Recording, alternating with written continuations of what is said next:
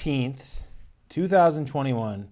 We are in Studio 3 at Sunset Sound Recorders in Hollywood, California, and we're with Apollonia Kotero. How are you? Fine, thank you, Drew. Thank you so much for having me here today. Thank you for coming. This is such a monumental day for me and just a special occasion, you know, to be at this stage in the studio's existence and having you come back after all this time and share these stories, which everybody's been doing lately, and it's just so fulfilling for us and for even the subjects that come in. What's your thoughts when you come back into this legendary room? Well, first and foremost, it's been just an incredible journey this past year. So happy that we're here without our masks, vaccinated. Yes. We're in the same studio, Studio 3, where I had to take notes because I want to be perfectly accurate. Purple Rain was recorded here on that piano. I'm going to get choked up. I knew it. The beautiful one, Baby, I'm a Star, I Would Die for You, all here. Oh, yeah. This is, for me, cathartic, full circle. To be here again. Yeah. I could feel so much energy, spirits of the past. Big time. It's beautiful. Thank you so much for inviting me. Yeah, I'm glad we got connected. Our mutual friend Matthew Batone came in here. We interviewed him. It was about a year ago, and he's same thing. He was almost in tears just coming in here. He's like just the energy and the stories. Yeah. He was back a few weeks ago, and we were listening to because he's working with the estate now to do the reissue and designs, and he was playing Purple Rain, just the piano track, and we were looking at the piano, and there's nothing much better than that. So right, it all happened in here. So it's cathartic for me. Like I said, I didn't get much sleep. I was nervous, excited, happy, sad. It's just I'm special. Speechless. Yeah. When was the first time you ever came in this room, or Sunset Sound in general? Wow, the first time. That's a good question. I believe I was in here with Prince. So it was a Prince session the first time you came. Mm-hmm. This was after the film, obviously. Yes. And Actually, it was during, because we were still doing some pickup shots here in L.A. And we were recording here, and we were recording also in Minnesota. So we were back and forth. It was at the Kiowa House? Crazy. Yes. Is it Kiowa? I always say like American Native Indian. Kiowa. Kiowa. Trail, right? Trail? Yeah. Beautiful house, a purple house with a lake in the back. Yeah. So let's get back to you, though. It started in San Pedro. That's where you were born? I was born, I was actually, I was created on the Santa Monica Pier and was born in St. John's in Santa Monica, California. Oh, wow. I'm from Dogtown, Venice girl, surfer. I surf. And did you go to high school down in Long Beach, Pedro area? San Pedro. Yeah. Mm-hmm. Okay. And obviously then you're modeling and taking auditions. Right. Wanted to be an actor, a singer. My mom, she had a friend that worked at MGM Wardrobe, so she borrowed her wedding dress. They were married across the street at St. Augustine. So it was inevitable, being born and raised in Hollywood, that, I wanted to be an entertainer. Yeah. Were you really familiar with Prince's music? And yes. So you knew all about Prince and loved the music? I did. I used to have his cassette and would listen to all of his songs. And I remember he was like this new wave guy, this cat, new wave funk. And I remember once watching a 1999 video with my kid brother, and we both had deja vu. And he got choked up, my brother George, who ended up being my leading man in Sex Shooter video. And he says, "We're going to work with him one day. We're going to meet him." I remember I looked over, I go, "What the hell? What are you smoking, man?" And he says, "No, and there we were, all of a sudden we were there. I guess he manifested, and there we were on a set doing Sex Shooter, and my brother was my leading man, and we were part of the Prince world." That's it. Tapping into 90% of everything's just showing up, and then the things happen. That's right. You believe your own universe. So, I'm semi-familiar. I know that Vanity was originally cast. They have some disagreement. Do you know what that was even about? Well, they were in a relationship, and their relationship came to an end. I know that she had, particular demands, that she wanted to portray a character in a movie called Dreams was the first script. It was, probably very dark, very sexual. They didn't work things out, and she left. She left. She wasn't fired. No, she left, and then they had to look for a replacement nationwide. And they went through tons of audition tapes, and your tape was the last one, supposedly because it was the best. Well, I think he's good. I was the last person that auditioned. I was the very last person. The person that exited the casting room right before me was, I've talked about this, Nia Peebles. And I remember she walked out like terrorized, and she was like, "You're the one." She goes, "It's you." I remember I was like, I know. She freaked me out for a second. I thought, oh, she's just trying to throw me off. Actors, we do that sometimes, right? Trying to throw you off.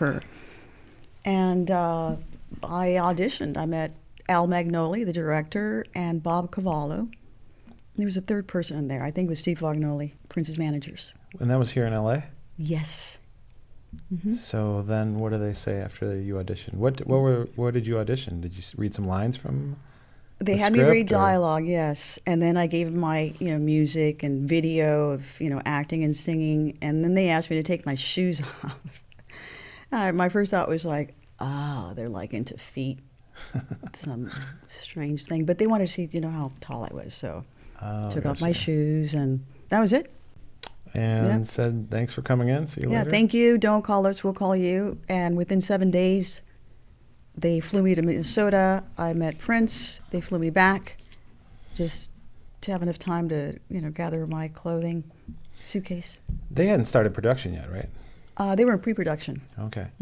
When was the exact first time you saw Prince? Where were you?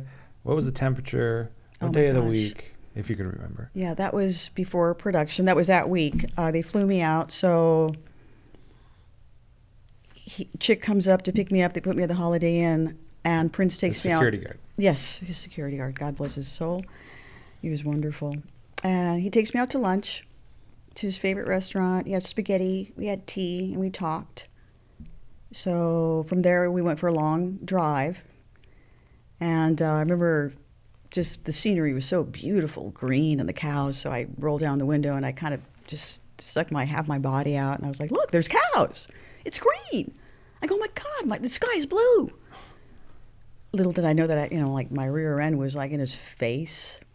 I wore a purple sweatshirt, ripped up, flash dance.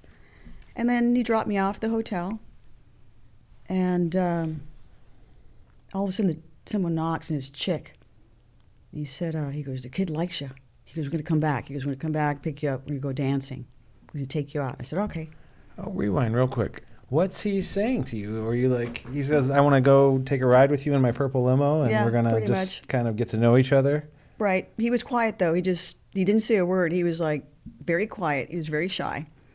And I could feel him looking at me through his peripheral, just looking over. And at that point, I realized that I had these slacks, and they were pretty beat up. So I kind of put my hands over them so he couldn't see that they were beat up, because I was really embarrassed.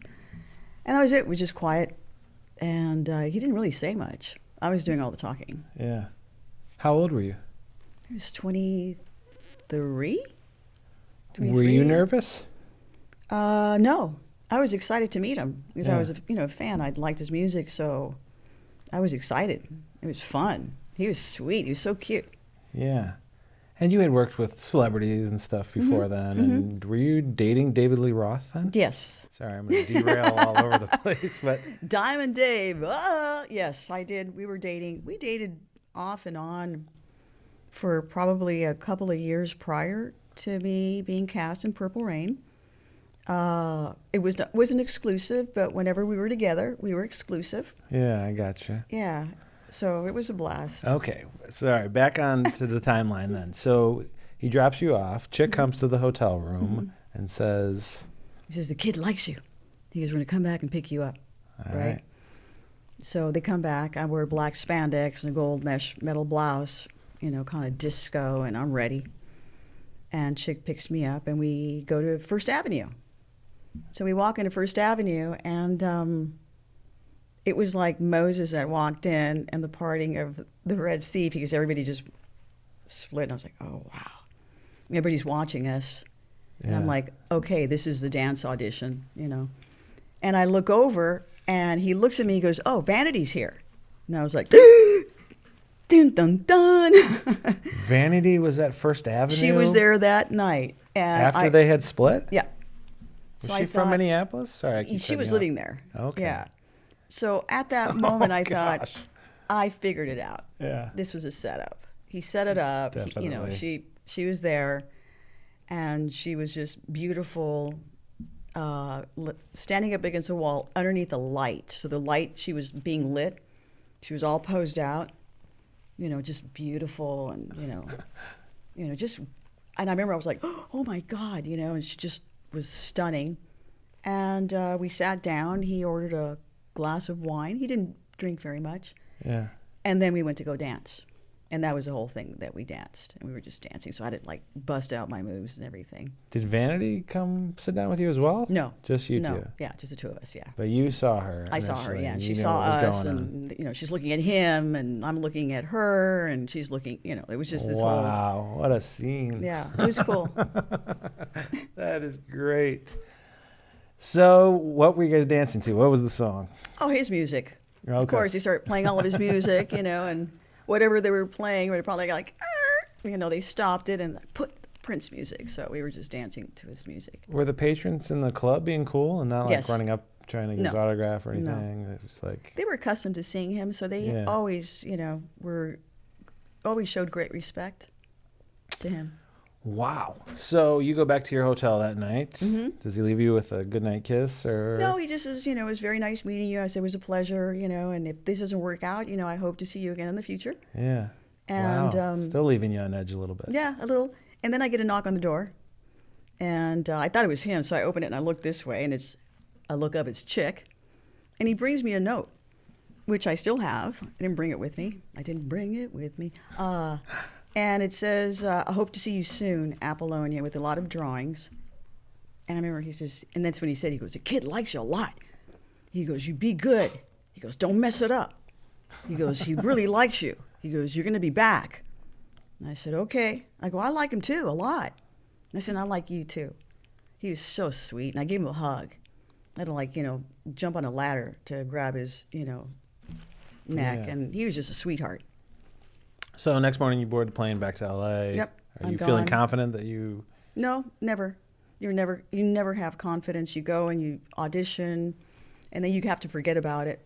Yeah. Because, you know, if you keep your hopes up, you know, you're always constantly being, you know, disappointed. Did David Lee Roth pick you up at LAX when you landed? And say, hey, Apollonia, where you been? Well, yeah, he was something similar He was to jealous that. then. He was uncomfortable. I remember I went back to his house and I said, hey, I had an audition with Prince. He was like, who? I go, Prince. I go, you guys are both at Warner Brothers. And Sunset Sound. And at that point, sometimes Dave would, you know, he wanted to help my career. He says, you know, I could, you know, take it to Warner's. And I was very defiant, very independent. I wanted to do it on my own. Sure. So, anyhow. Wow. Yeah. We got to get into the David Lee Roth. Peggy McCreary was in here, who obviously did extensive work with Prince in the studio, as well as The Time and Revolution, everyone else. But she also worked with Van Halen, and my boy Dweezil Zappa was sitting in, and everybody was like, quit asking Van Halen questions. We're here for Prince. You know, Prince and Van Halen fans are very protective of their artists. They're the best. I remember watching, when I first met Dave, he found me in the cover of magazine, so he actually booked me as a model to do Cream's Cars of the Stars. And he was really sweet. He had been watching me modeling and was collecting my magazines. And we went out for about 3 months, you know, and he'd take me out to dinner, introduce me to his parents. And it took 3 months for us to be intimate. Wow. Mm-hmm. Nice. He was really special. That's great. So, again, you get back to LA, go home. When's the phone ring? Immediately, I already had messages. My agent had called, and so of course I picked up the phone and called everybody I knew, called my mother, I'm leaving, I have this job. I knew that was special. I had a feeling something special was going to happen. Yeah, that's true. Things do happen like that. So did you know like this was going to be a giant film? Did you think it was kind of an indie project for him? I mean, he wasn't, Purple Rain took him to stratosphere, where he was just the biggest thing in the world. But before that, he was just an artist kind of. Did you know this film was going to be something big? Did you feel that it was? I did when we were watching the dailies. There was a moment that I was watching the dailies, and then he walked me back into my hotel room at the Holiday Inn. And he sat down on this little sofa chair, and I said, you're going to get the Oscar. I go, not for as an actor. I go, but for your music. So he like pretended he slipped off the chair, and he stood up, and he says, you think so? I go, yes. I go, get your Oscar suit ready. I knew it.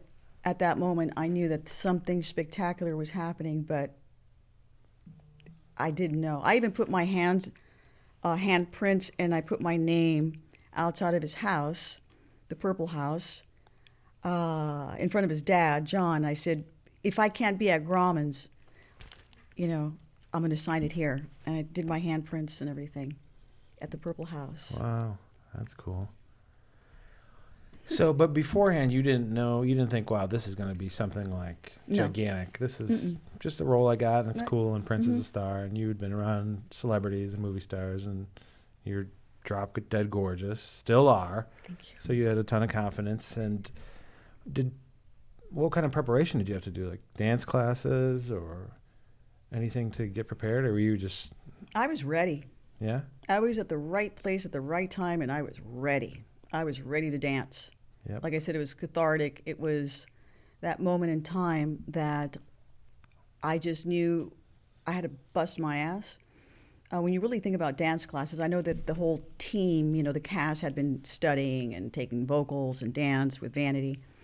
But if you really look in terms of the mood of Sex Shooter, that's a slow groove. Yeah. We're not gonna floss it or do the Running Man, and so it's a real sensual vibe. Yeah. But I know that they were studying. What? So you get to the call, you get the job, then how long was it before you take off for Minneapolis then? Everything went on within 7 days. So boom, you're on set. Yep. Cast. Go time. No times, no sleep. Working 7 days a week. Recording, rehearsing. Yeah. Writing. You were recording with him while you were filming the movie? Yes. Are there projects of you two out there that have never seen the light of day? It's possible. There's one that's probably near the end of his life, but I'm sure there's probably in the vault. I know there was a partial list in the vault released by someone at the estate. There's currently something he did for me before he passed away. There's a dance album for me for Apollonia. He also was putting together a movie for Apollonia 6 in the capacity of Purple Rain. Yeah. Yeah, so he had a lot of plans, many plans. Whatever happened with that project? I mean, was there anything ever shot of it, or it No. was just an idea? Mm-hmm. Yeah. I have some fan questions, a ton of them actually, and we have questions from Questlove as always. We love Questlove. Have you met him numerous times? Questlove, yes. Yeah.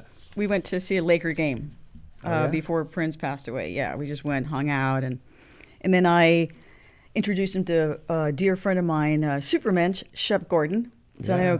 I know, Questlove was a Legend. huge fan, and I live on Oahu, so I know Shep and his family. So I introduced them, and Questlove and ends up staying at the house, and I haven't. But I want to get an idea of what it was like there. So, you hadn't been in a feature film before. Yes, I had. You had been in one. What was the name of it? Oh, gosh, there's several. I worked in Mexico and South America, movies in Spanish, and like Night Shift. Okay. I was edited from that, so I've been, miniseries. As a lead? Yes. Okay. Oh, no, not as a lead. I always a co-star. Yeah. So this was a big deal. But you weren't nervous. You were just excited. You got there. It was a big deal, but I thought when I was opposite Ricardo Montalban on Fantasy Island, that was a big deal. That's cool. You know, I got to kiss Bob Denver, Gilligan. That was a big deal. You know, miniseries, Hanta Yo, The Mystic Warrior for ABC, and after it premiered, Marlon Brando went on TV and dissed the shit out of it, and I was so thrilled because I thought, he saw me. Oh, wow. You know. Oh, the stories you must have of this town. But see, that's the problem with even doing this with you. There's 33 years of my life knowing Prince.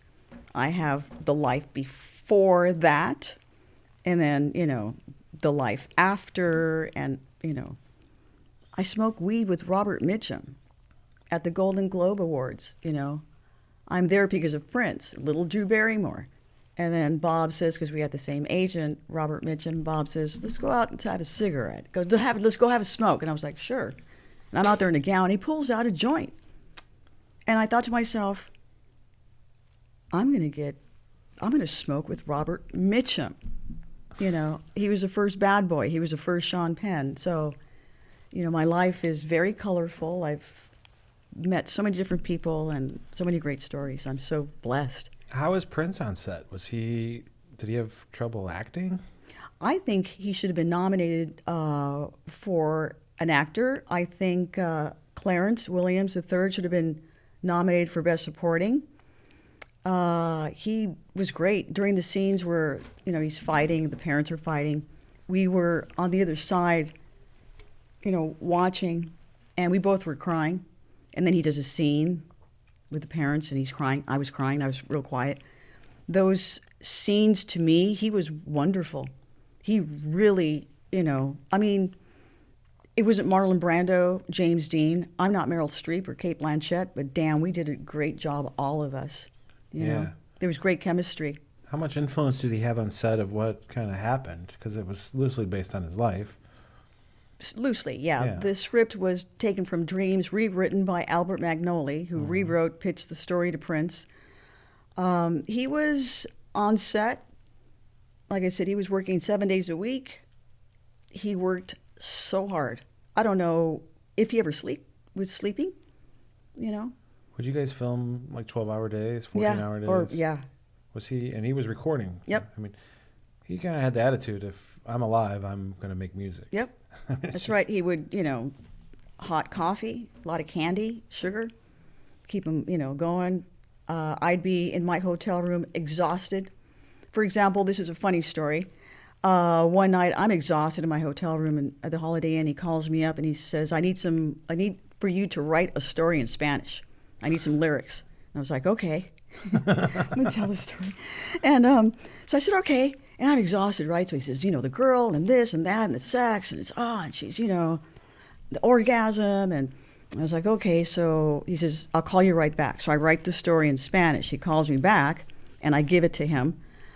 In the meantime, I had to call my mom to make sure that I had the correct spelling in Spanish. You know, I wanted to be clear and precise. So he calls me up. I give him the lyrics. And I said, here it is, and the spelling and everything, half hour on the phone. And that was it. So years later, I approach my sister, legend Jill Jones, and I said, you know Mia Boca?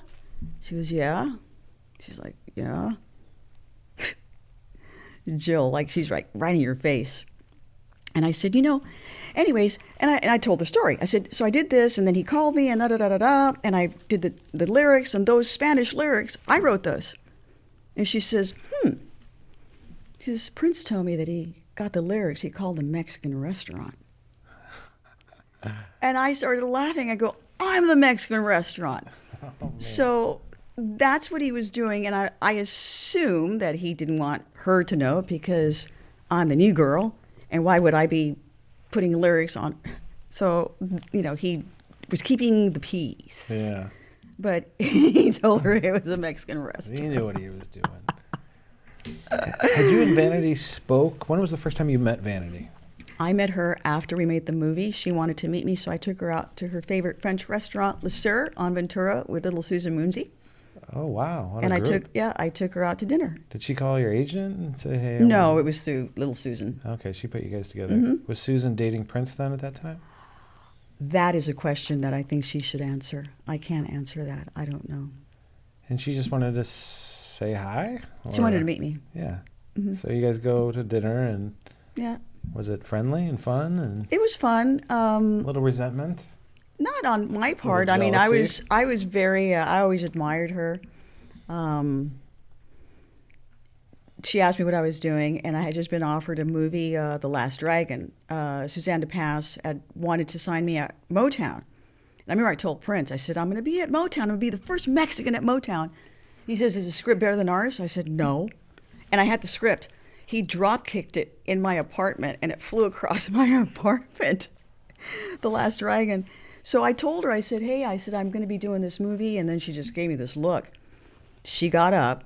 She went and called Barry Gordy, and it was a really tough call. I can't repeat what she said. I'm saving that for my memoirs. And I sat there like, oh my God. And then she came back and sat down like, and then we just, continued, but she was shouting. Yeah. Yeah, and ultimately I did do the film, of course. Yeah, she did. Yeah, she was she cast. did. I remember Yeah. growing up on that movie. It was awesome. It was like kind of funk. Mm-hmm. What was the guy's name? Seth, you remember? Bruce Leroy. Bruce Leroy. Showing up. Yep. Yeah, it was like, I remember that was a great film. Oh. So you guys go to dinner and meet, talk, say bye. And Mhm. did you not see her again for decades, or would you No. run into her once in a while? Or I would remain run into friends? her at events, and we would take photos together.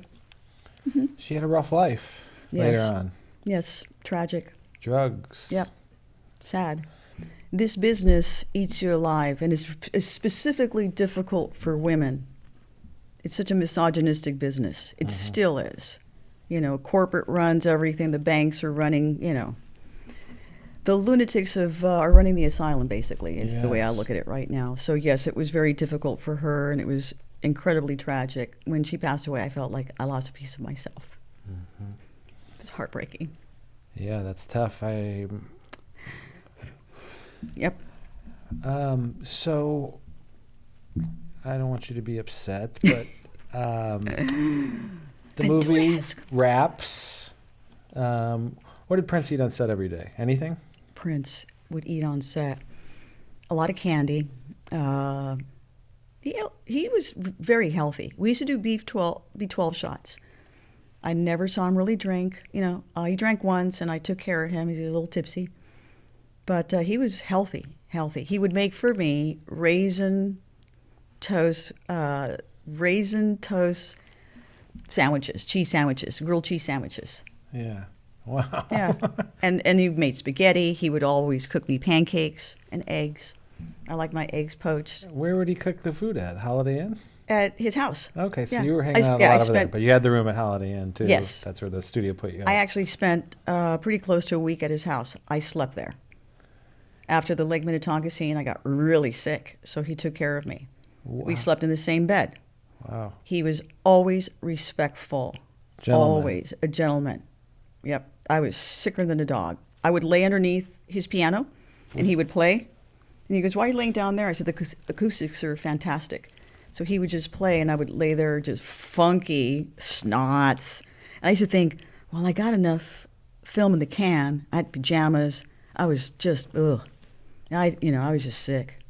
You had like the flu or something. Yeah, right? the lake. Yeah, I was like, it was cold out there. Yeah. What month did you guys shoot that? We were there September, October. We got back So by fall. Christmas. Yeah. Okay. Yep. I'm just obsessed with every detail, as is everybody. I had this great question I have to ask you here that's kind of on the lines of these. The barn scene. That Oh. was the sex scene. Right. Why did that get cut out? Well, that's the great mystery, right? Unfortunately, what we're finding out that a lot of the outtakes don't exist anymore, and that was an issue of fire and Warner's. But that scene was very, very tame. Al was there, and we had Donald Thorin. It was a small crew. We were both terrified. I was perspiring profusely. You could see it in the photos. And Prince wore, undies, and I had, undies. And I remember, Al says, I just want you to lean in and just kiss. And that was it. First time you kissed him then? Was on camera? Yes. And we kissed, and we were both nervous.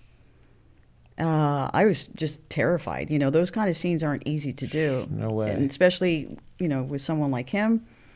And the beautiful thing that I have to say is that in all that time I was looking at him, he kept his eyes on my eyes, nowhere else. He was professional. Was he nervous? Yes. We were both terrified. We were trembling. We were scared. How many takes? One time. No. Yep. One time Yep. you guys got that? The first try. The love scene in his room also. We were terrified. He brought a little ghetto blaster, and he started playing some music. And we just pretty much improvised. Al Magnoli says, I want you to do this and that, grab her leg. And a lot of it was improv, Really? Yes. It was That like was a dance. Sexy scene. It was a sexy dance. Yes.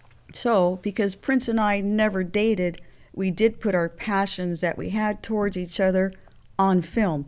And that I realized at my age now. It's like, that's what we did, is that we put all of that tense feeling of, excitement. And, I thought he was cute, and, he liked me, but it was all for the film. Yeah. So it worked. If he wanted to date you, would you have entertained the idea? No. Really? You would have turned down Prince? I'd date Prince. Well, because it was never that way. He always treated me very much like he put me on a pedestal, like a mom, like a little sister, like a daughter.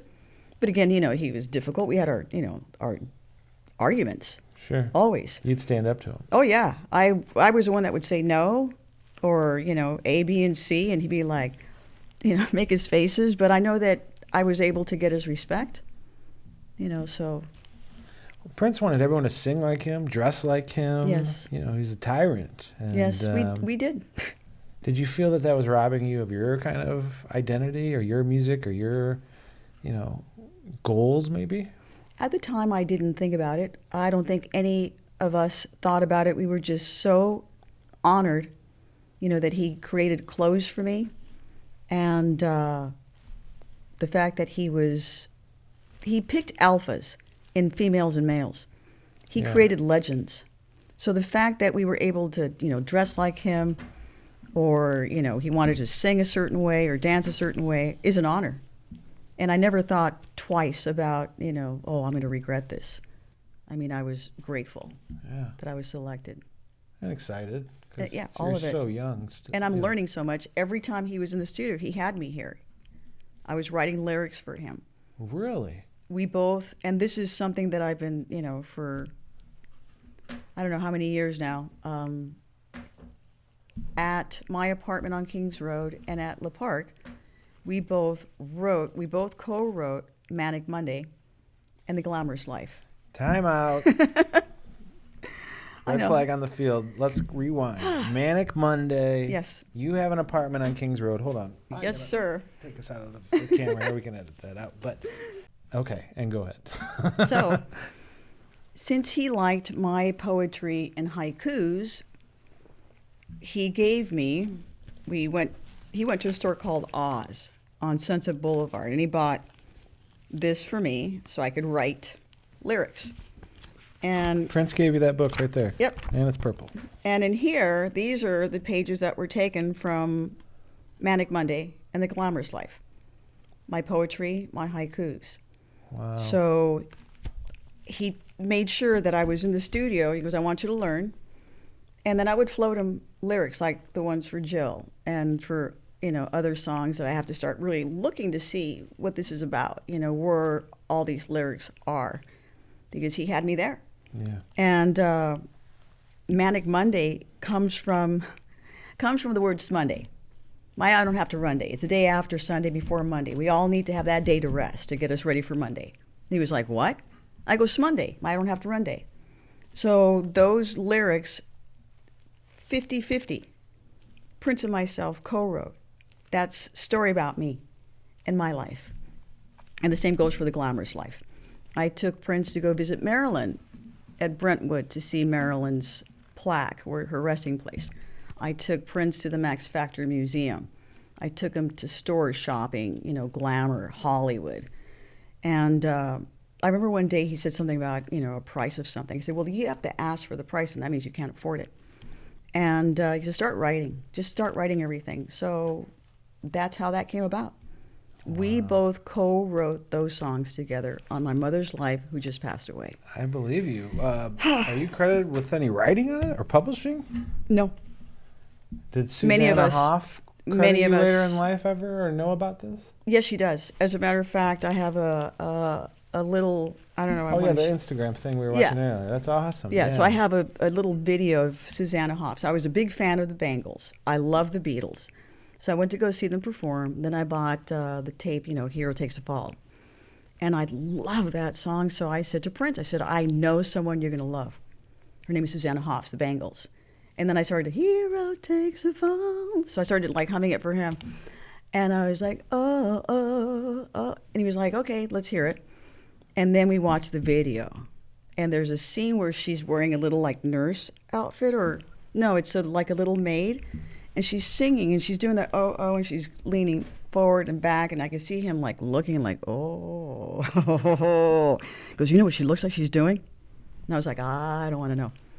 So I made that introduction, and I said she should do the song.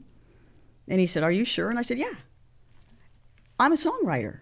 This is great. I could, float this song over to Sheila E., to the Bangles. I was so honored. I was so thrilled because my haikus, at in school, they were winning awards in my poetry. So he took my lyrics, and it gave me validation as a songwriter. Of course. I'm an actor, and I write stories. So that to me was it changed my life. Throughout the years, I always waited, for the publishing. I never fought him. I never sued him. But the one thing that I am going to say is that Prince, 2 years before he passed away, was righting his wrongs. He talked about the songs. He talked about Apollonia 6. Before he passed away, he reached out to us because he asked for our bank accounts. He wanted to pay us, Susan, Brenda, and myself. And when we saw him February 28th, 2016, about 6 weeks before he passed away. And he was telling me his plans and what he wanted to do. And he saw Jill Jones and he saw little Susan. And he's talked again about the songs. He talked again about, the money that was owed to Apollonia 6. I don't like talking in terms of money. He knows that. I never fought about, my publishing and my performance and, the movie sales and all of that. But I know that he was righting his wrongs. He was doing due diligence for us. He was taking care of Susan, Brenda, and myself. Wow. Yeah, I've never spoken about that publicly, but I really feel that I'm here today because I have to set the story straight. Sure. And for me, the truth is setting me free. Silence, you become complicit. Yeah, and it festers. The truth has endurance, and I want to just be, transparent. I need for our Purple family, the public, to know what he was doing, my participation, his.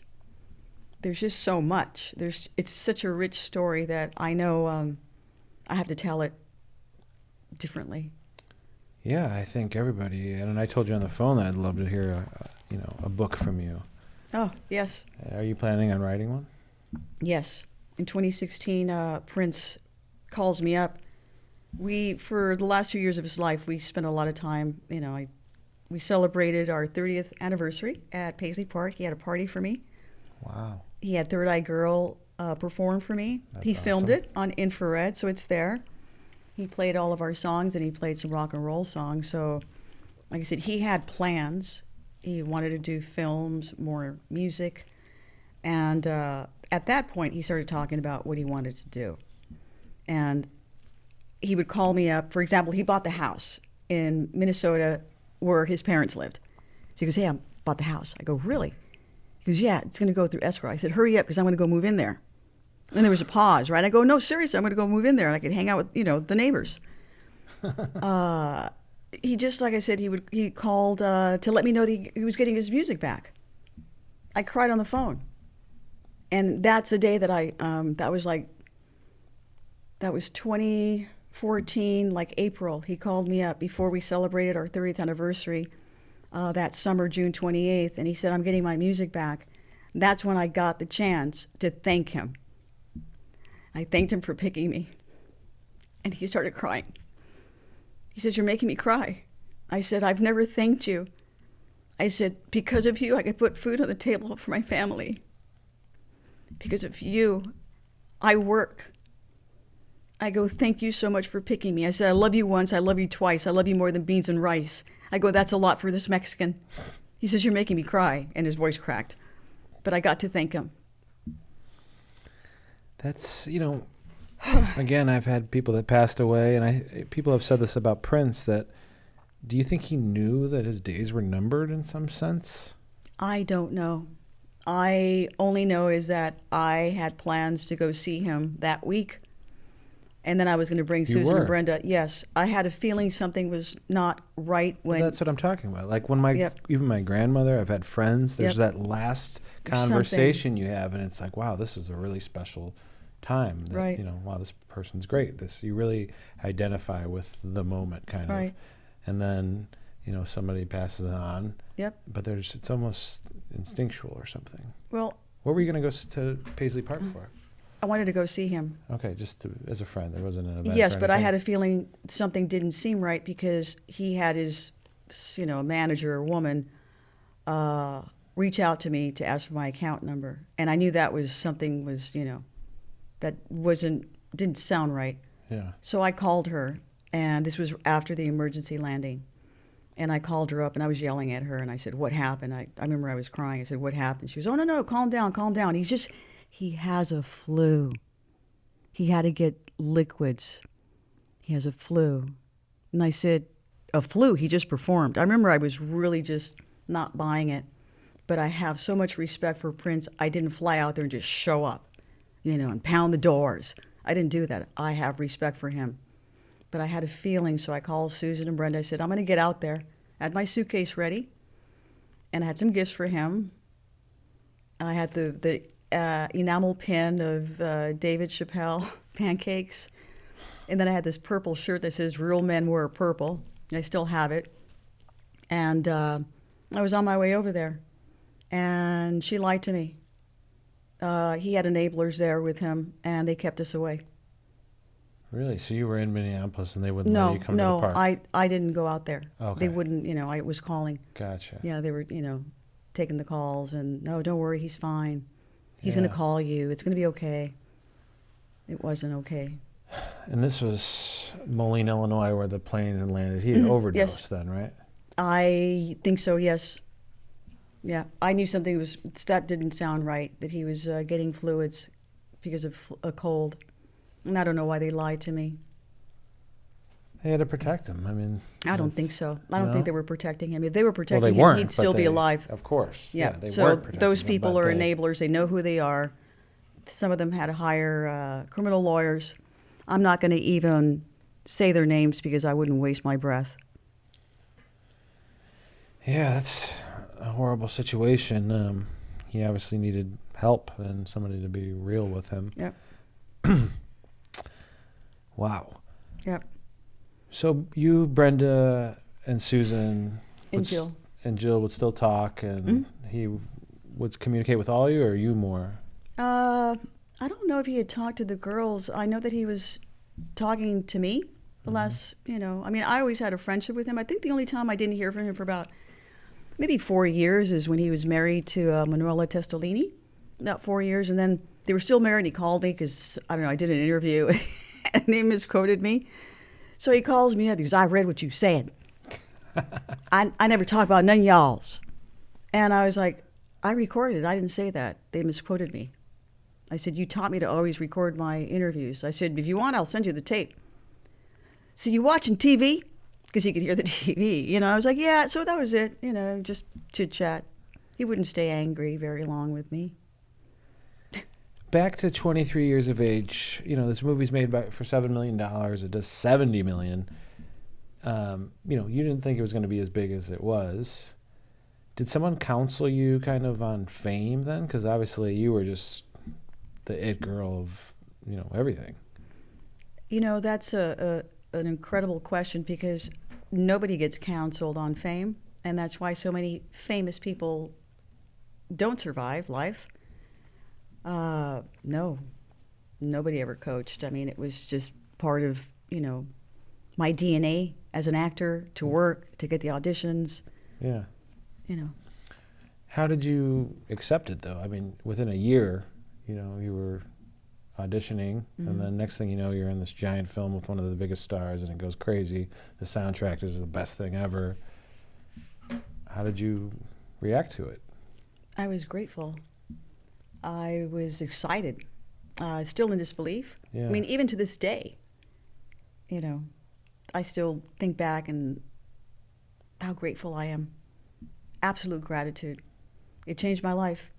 It was a little bit before the making of Purple Rain, before I auditioned, I used to get Rolling Stone subscription, and it was the one of Prince and Vanity. And I remember, oh my God, I get like verklempt every time I talk about this. And I remember I put the magazine in, you know, my apartment on the carpet, and I was looking at them. And I looked at her, and I looked at him, and I was like, gosh, she looks just like, you know, like my type. That's me. I'm Mexican. I could make it in this business. And I walked around it, and I kept thinking, I want to be special like them. I want to be special just like them. They're special. And they were purple. I mean, my school clothes are always in purple. My mom's favorite color was purple, and I had to prove it to Prince. I had to, you know, let me see the photos. So I had, you know, missing tooth from school. But that magazine, I still have it. I kept it. That magazine was telling me something about these people. But I would look at little Susan, at Vanity, Denise Matthews, and Prince. And of course, Brenda looked amazing. But they looked like me. And that gave me, it gave me hope, because I would always lose a job to the girl next door, the all-American blonde. You know, my agent had some famous women. Yeah. You know, he was known for having, you know, and they were all American. So I thought, when am I going to get a shot?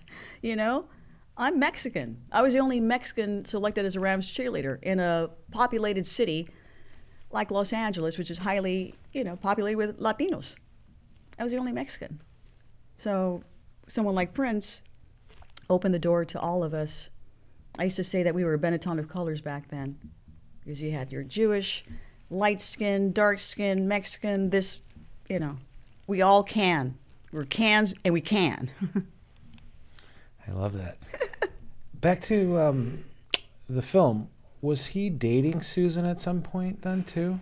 I don't know. I mean, it's, you know, it's been said that he was dating Denise and Susan and a couple of others. All I know is that when I jumped on set, I remember I told my agent I was really nervous because I thought it was going to be like a purple orgy, you know, bodies and everything. But there was a lot of sexual energy during the production. But they weren't boyfriend, girlfriend on set where they were holding hands everywhere. I didn't see him with anybody, but we all knew that, you know, like this person, nameless, was, you know, there's a couple of girls that are extras. Oh, she got a featured little part, no dialogue. And I would see that, you know, everybody was, you know, it's a set. People date, you know, people get lonely. It's the 80s. Yeah, cinematographer, right, Craig Denault. He was dating Morgan Fairchild, and she shows up on set, and everybody thought that she was Prince's leading lady. Oh, wow. Which was, and then I ended up working with her a little bit later on Falcon Crest. Small world. Big time. Oh, my goodness. So, back to the fame, though. Well, you know, no one counseled you on fame. How does fame compare to now, in 2021, where you can be famous for nothing? Wow. Today with you can be famous on TikTok, cancel culture, everything. Culture. You know, when you were famous back then, it was real fame, almost, if that makes sense. Yes, that's true. You had to do something. You had to hire a publicist. You'd have to go out and do, interviews for magazines, TV, worldwide press. I did publicity for Purple Rain, the film, worldwide. I did press with Susan and Brenda worldwide.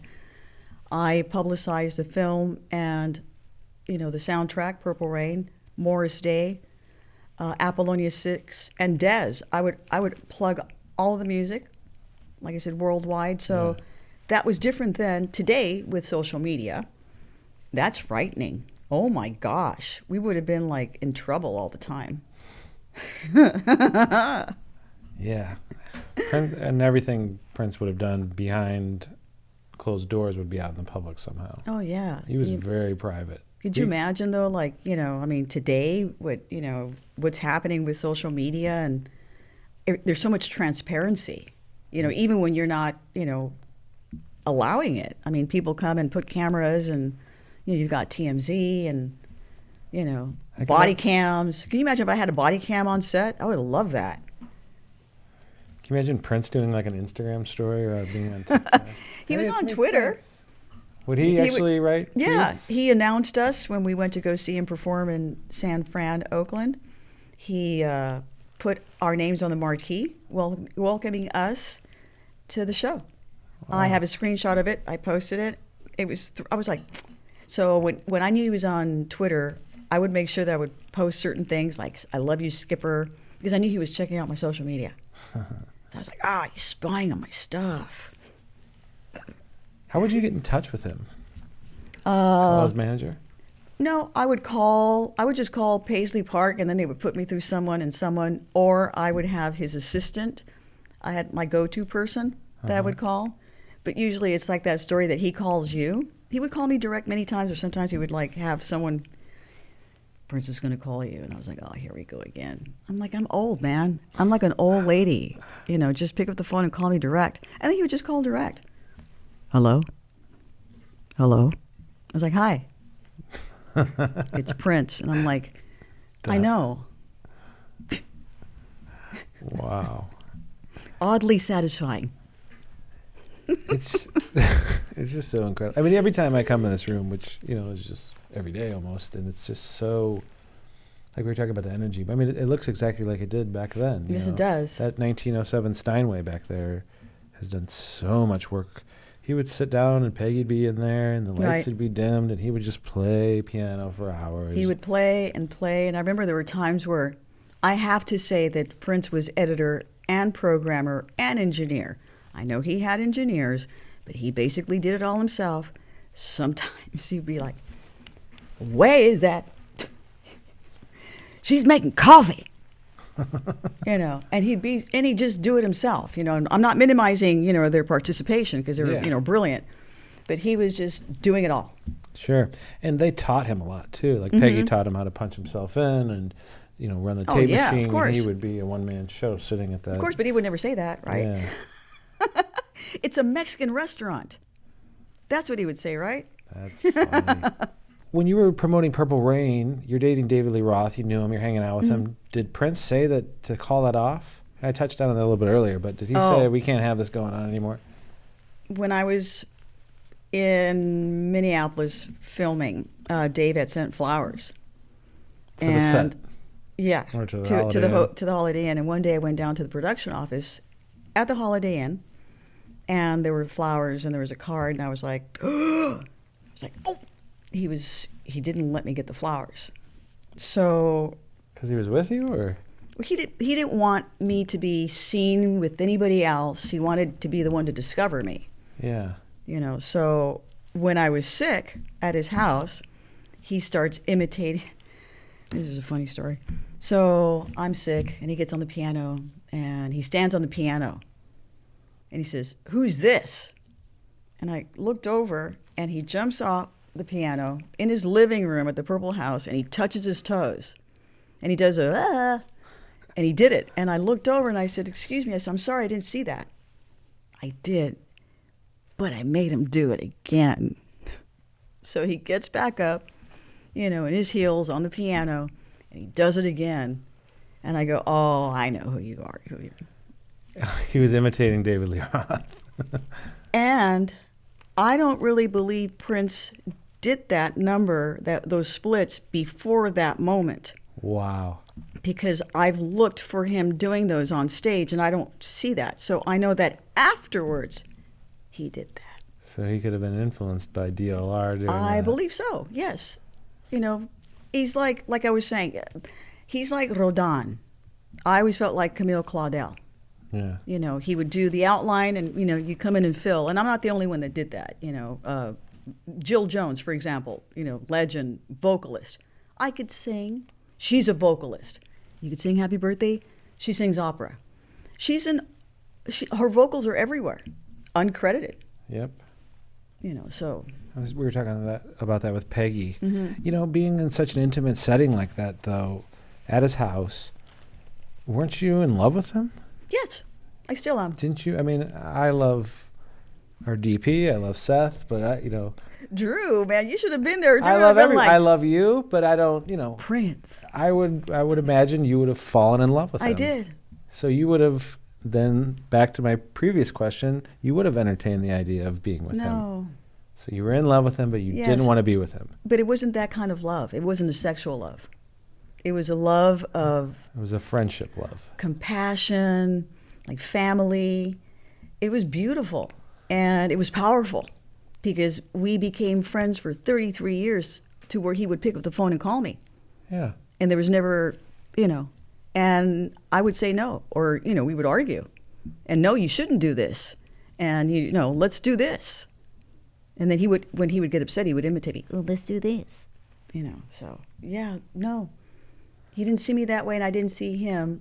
I know the public wanted, you know, I said it when, you know, back then in '84, the public wanted us to get married and have little kids holding little purple balloons with the cute little cheeks like him. And was there a PR campaign with Warner Brothers or the producers that kind of wanted to, I mean, obviously they wanted to sell the film and the idea of you two being in love and the music and... The movie sold itself. The music sold itself. Sure, but yeah. At the same time, you guys are photographed. You guys are out and about in Hollywood or wherever. Did they ever tell you, like, hey, don't date anybody, just, you know, because they wanted to market the film and everything? Well, Prince was the one that said, don't go out with someone famous in public until the movie kind of settles. Okay. And I was like, okay. And, you know, that was not cool for Dave and myself. And, you know, Dave was on the road. It wasn't like, you know, I mean, he was, you know, entertaining. He had his fraternity suit, remember, his fraternity insurance. So I knew that when Dave was out, you know, he belonged to the world. And that was the fun thing, is that when we'd see each other, it was fun, you know, so. How'd you end it with Dave, or did it just kind of dissipate? We would see each other after the movie. Okay. You know, I'd go to, you know, his shows. We'd go and hang out. I had to do, there was one award show once, I don't know, it was American Music or one of those, and at the end, we went home. I went home with him. I was either his limo or mine, and I jumped into his, and, you know. Did you meet Eddie a lot? Oh, yes. I met them all. Wow. They were wonderful guys. They were so cool. Pete Angelis, his art director, also really great guy. They had an office on Sunset Boulevard at the old athletic club. Yeah, right it was the the building with the girls. They had bellhops, little girls in like hot pants. And you take the elevator, you know, and then you'd walk into Dave's office. And it was a big statue of David, naked, with all kinds of writing. And his room in Pasadena, his house, I believe that's where his family, I met his family there. His room, all of his lyrics were on the wall. He would write all of his lyrics on the wall, Dave. You don't remember the set list of any of those Van Halen shows, do you? No, I know. I remember just looking. I knew at the time. I said, this is where you put your lyrics? He goes, yeah. Wow. Sugar. Call me Sugar. Incredible. Yeah. And the last I saw him was when he was at the Forum. For a show? When Dave performed. I went to go see him, I don't know. Oh, the solo stuff. Yeah. It's weird that he wouldn't have brought you in here because they did 5 albums in here. You think that it would have said like... No, I don't think... And Prince was in here. So in like 80... let's get down to this. So 1984 then? That'd be about right? So they would have been working on... Diver Down? Yeah, yep. Diver Down. And Prince would have been in here working on... Yep. Sign of the Times Parade. Probably, What was yeah. after Purple Rain? Oh, gosh, I don't know. Is it... You got 9 million YouTubers Yeah. yelling the answer right now. It's so many. I mean, so many tunes. But that's crazy, though, that Van Halen would have been in Studio 2, and then Prince is Yeah. in here in 3. So is your phone ringing off the hook after Purple Rain? And everybody, I mean, JFK Jr. you dated for a little bit. Yes. And was he one of the first calls? That's, you know, everybody sees in this. You're drop dead gorgeous. You're in this huge blockbuster movie. And is your agent just like, okay, this person called, this person called? I got those calls from Of the course. producers, you know, and Yeah. the usual people that, you know, would take you out to lunch and then dangle movies. And I was pretty hip to That still you know. happens today. Yeah, of course. The guy in jail right now, a few of them are doing something like that. Right. That's right. Please tell me how you met JFK Jr. Back east, Okay. traveling, working. And he got in touch with you and wanted to take Yes. you to dinner. And Yes. But I was very private about that friendship. Yeah. I didn't feel that it was for the public because of all the attention, you know, of my friendship with Prince. So I wanted to be careful. Yeah. I didn't do any red carpets. He didn't like that. You know, it just wasn't something that I wanted to exploit. Were you guys boyfriend, girlfriend then? No. You were just friends? Yeah, we just Yeah. dated, hung out. Gotcha. I love We were it. intimate. He's such a great person, though, and life, was. you know, tragically cut short. Yes. It's just fascinating. So after Purple Rain, then Prince is immediately back in the studio, constantly. And then when he's doing, you know, they did the 3 songs. Well, they tracked, you know, a lot of it at First Avenue. Right. And then come back to this room to do overdubs. Were you here hanging out then, you said? Just in the room? Mm-hmm. You and him and the Revolution, or? Him. Usually when he was on his own, you know. I really believe that he felt that when he was working with other artists, other collaborators, he was focused on them. And I know that I wasn't going to distract, Yeah. but he would have me, you know, listening and watching everything he was doing. Where would you He's sit teaching in me. this room? In the control room over here? In the control room or on the other side of the piano or play basketball. This has to mean so much to you to come back in this room, though. I mean, it's so eerie, isn't it? It is. It is. It's a lot. I could feel a lot of energy and spirits Yeah. of all the people that were here that aren't here anymore. Do you remember the bed being in here? No, I think that was either before or after.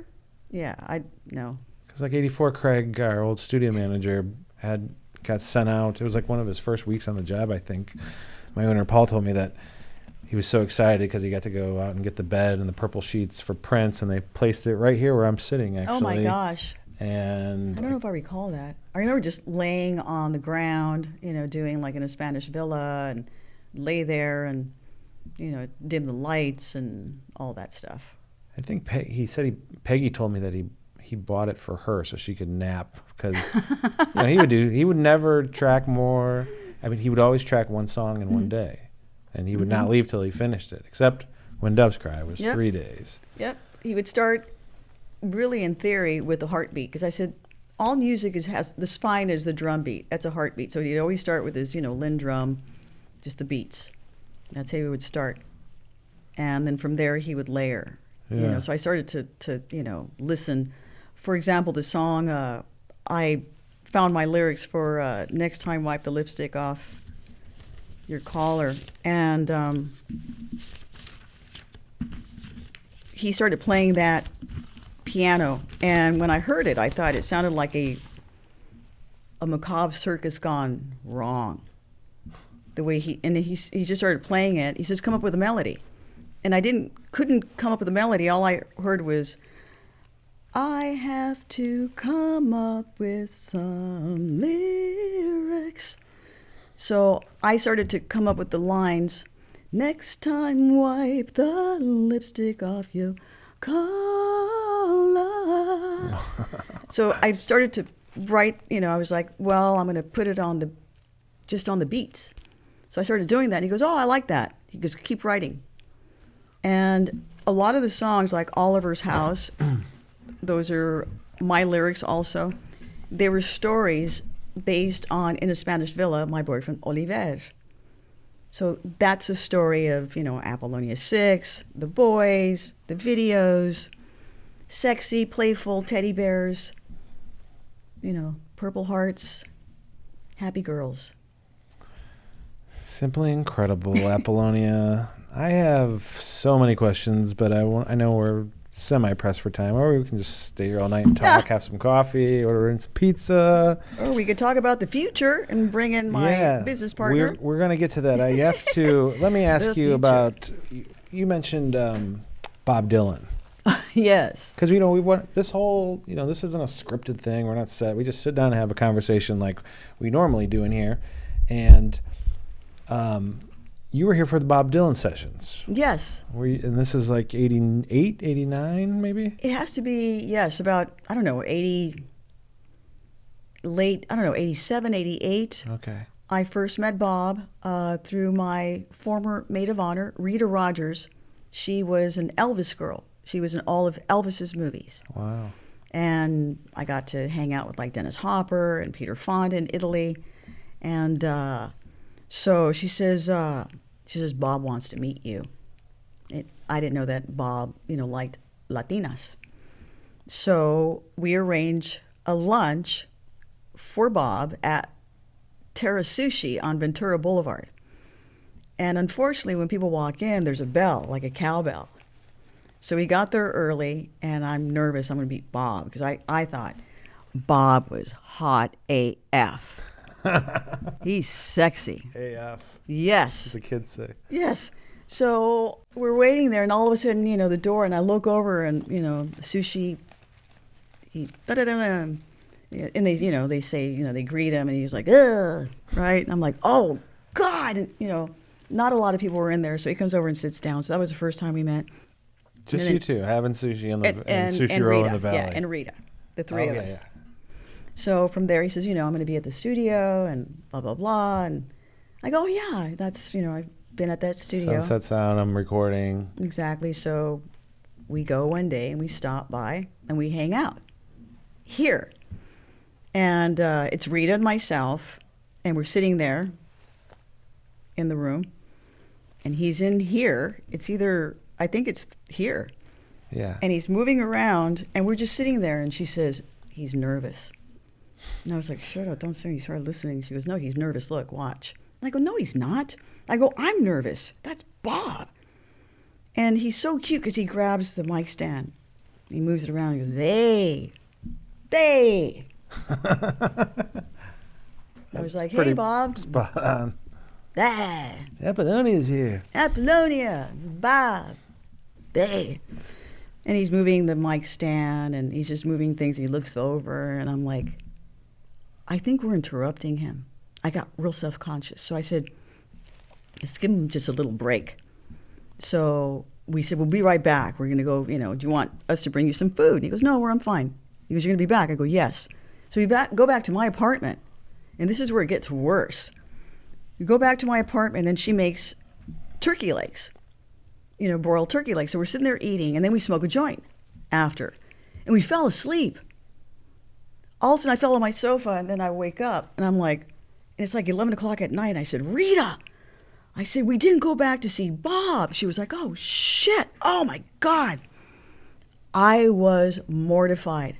I got kind of teary. And I was like, oh, he probably thinks we're like assholes. So he invites us to go see him at a show. Irvine, somewhere. It was kind of far. And we're backstage. We saw the show, and we're backstage. And he made us wait like an hour. She was going to make us wait. And I was like, I'll wait a week. I don't care. So then we went backstage and saw him, and I apologized. And I told him the truth. We got high and past I said, that. we ate turkey legs, and I smoked a joint. Can you believe I fell asleep? He goes, you smoke? I said, yes. And that's what happened. Turkey legs and weed. Did you see him after that show ever? I'm trying to think if we ever saw him after that. Quite the random encounter. Do you think he was trying to court you in a way by taking you to sushi in the valley? That would have. I would imagine. was so naive. If that was the case, he is just so gorgeous to this day. And Bob during his young days. I mean, gorgeous, Gemini, brilliant. Who was the session, or who, I talked to Coke Johnson, who worked with Prince, and he was on that session. Like, Bob Dylan used like 4 bands to do the same album. Wow. There was all this crazy stuff, but Coke obviously worked with Prince. Do you remember Coke or David Leonard or Peggy being here? Yes. David Leonard? I don't know. I don't remember them. Yeah. Yeah. You don't remember who was engineering that day? I don't think anybody was there. He was just there by himself. Oh, really? Yeah. Okay. Yeah, because I would have remembered saying, "Hey, Peggy, hi, how are you?" Or Do you remember Peggy when the Purple Rain sessions were here? Yes. Was Susan here much? Yes. Both of them? Yes, They I recall. just started working together. Because Susan started at the house in Minneapolis. Right. Okay, I just have a few more questions and about 8 fan questions. Then we're going to bring Seth in. We want to learn about Kotero Entertainment. You mean only 2 all your fan projects questions, you and mean? Shaka Khan videos he's worked on and all that stuff. Yeah, we Yeah. got Questlove questions. Those are top priority as well. I think Questlove is a genius in everything he does. All right. So, are you still friends with Brendan and Susan? Absolutely. We're family. You They're my speak with sisters. them? Yes, I do. Yep. We see each other when we can. We want to take a little time off and spend time together, take a little vacay. Let's touch base on the Apollonia 6 album, though. Where was that tracked? Here or Sound Factory? Oh, my gosh. I believe at both places. Okay, Yeah. so you did a little here and a little. For those who don't know, Sunset Sound's a 3-room facility, but a couple blocks down, Paul Camerata, who's usually on this show with me, owned the Sound Factory, and just so much Red Hot Chili Peppers, Neil Young, everybody worked down there. It was a great place. Right. No longer owns it though, but you don't remember if it was here or there. It was a little both, you said? I believe both. I know the first time I attempted to sing Sex Shooter to his vocal was at his house, the studio that he had at his house. Okay. And he gave you the song. He produced it. And he wrote it. Came up with it. And he wrote it for Denise. Oh, wow. Right. Okay, I didn't know that. And so I remember he says, sing something. So I sang When I Get Older. When I get older, losing my hair. And, will you still need me? Will you still feed me when I'm 64? Woo! So I started singing that, but real sweet, when I'm 64, And he just looked at me like, and I had a great time doing it. I didn't sing the entire song because I got nervous. And he was like, okay. And he said, your voice is sweet. I was like, all right. And that was the first time. And we didn't record it. We were just, Did he obviously had points on the album? Did he own majority of it? What was because it was cool how he had, he set up Morris Day. He set up the time, the Revolution, Apollonia 6. He wanted to give everybody else a career too. Right. He created legends. Yeah. He gave us all a platform. And the rest was up to us. So did Warner Brothers kind of give him any feedback or pushback or anything about these acts he was bringing to him, or did they love it? I think they were excited. Yeah. He was at the point at the apex, which, I'm so grateful that was part of that. So he basically had a lot of people just saying yes. Yes, you could do this, you could do that. Yeah. At the apex of his career, winning the Oscar and everything. Do you remember him working with Stevie Nicks? No. She was in Studio One working, and what was that? Stand Back, the song? Yeah. He wrote for her in like 20 minutes. Yeah. Ugh, wow. She called him up and heard Little Red Corvette and said, I need you to come down Yes, I've read here. about that, yeah. And he went over to Studio One and said, do it like this. All right, see you later. Isn't that great? It's just genius. yeah. He would dream music. All right, let's fire through some of these. The internet is stuffed with real live performances from the day, yet there is next to no footage of Apollonia Kotero actually singing live. Is that because she, as the trademark owner, took the footage off for a specific reason, or, ? And her vocals on Take Me With You are heavily overdubbed with Jill Jones and Brenda Bennett? Is there any raw material of the song without the overdub? Oh, I don't know. Yeah, wow. Yeah. Probably in the vault. Here's interesting question. In the slap scene, did Prince just aim for the camera? Was it a mannequin used? And how many takes was that scene? That was one take. Did he actually hit you? No, we blocked it. Okay. And I made sure that I didn't get hit. Yeah. Because, like I said, we blocked it. So, and the whole spin around and all that, that was just me reacting to what my body would have done had he had smacked my face. Yeah. So, That was brutal. That movie was very kind of raw and... It was. It created a lot of controversy. Authentic almost. It was like the sex scene was probably really graphic for that time, right? Mm-hmm. It was the greatest sex scene ever. But, the slap, I mean, that was brutal how he did you like that. Yeah, it was. It was. It was, You domestic just brought him violence. the present. Misogyny. Got him the guitar. Yep. Okay, next. What was the most difficult part of doing the movie? What does she miss most about her friend Prince? Oh my gosh, the most difficult part, Good question. probably jumping in the lake because yeah. it snowed right after we finished shooting that. Al Jones, our stuntman, was in the water and he warned me that it was there was mud. He says, you're not going to be able to stand up. He goes, when you jump in, I'm going to grab your foot and push you out. Al, our director, walked over to that log and he says, he grabbed a little pebble and goes, jump right there. Boink. I go, okay. So that was my mark. And I was scared. And one of the crew, one of the drivers, he goes, hey, little lady, he goes, come over here. I got something right for you. And I was like, okay. And he pulls out a flask. He goes, it's mighty cold out here right now. So he goes, Courvoisier or something, I don't know. And he gave it to me, and I was just kind of like got a little sweat. And then I did the shot, right? And when I did the shot, I actually broke a little thin sheet of ice. I didn't feel Al Jones. I kicked him, and I got out. So that was what you see is the first take. We did it 2 or 3 times after that, and then I started to have hypothermia. Wow. They took me to a tent, and the nurse was terrified. She sounded like she was crying. And she goes, we have to call an ambulance. She's, and I was fading. I just remember I was like, oh, that's it. And then Prince came in, and he hugged me. And he was like, his voice, he was, Apollonia. He goes, don't die. Don't die. I love you. I love you. And I remember I could hear this like faint. And I just started and I was just like, oh. I'm okay. I'm okay. I go, we could do it again if we have to. I go, we got it in the can, right? We got the shot in the can.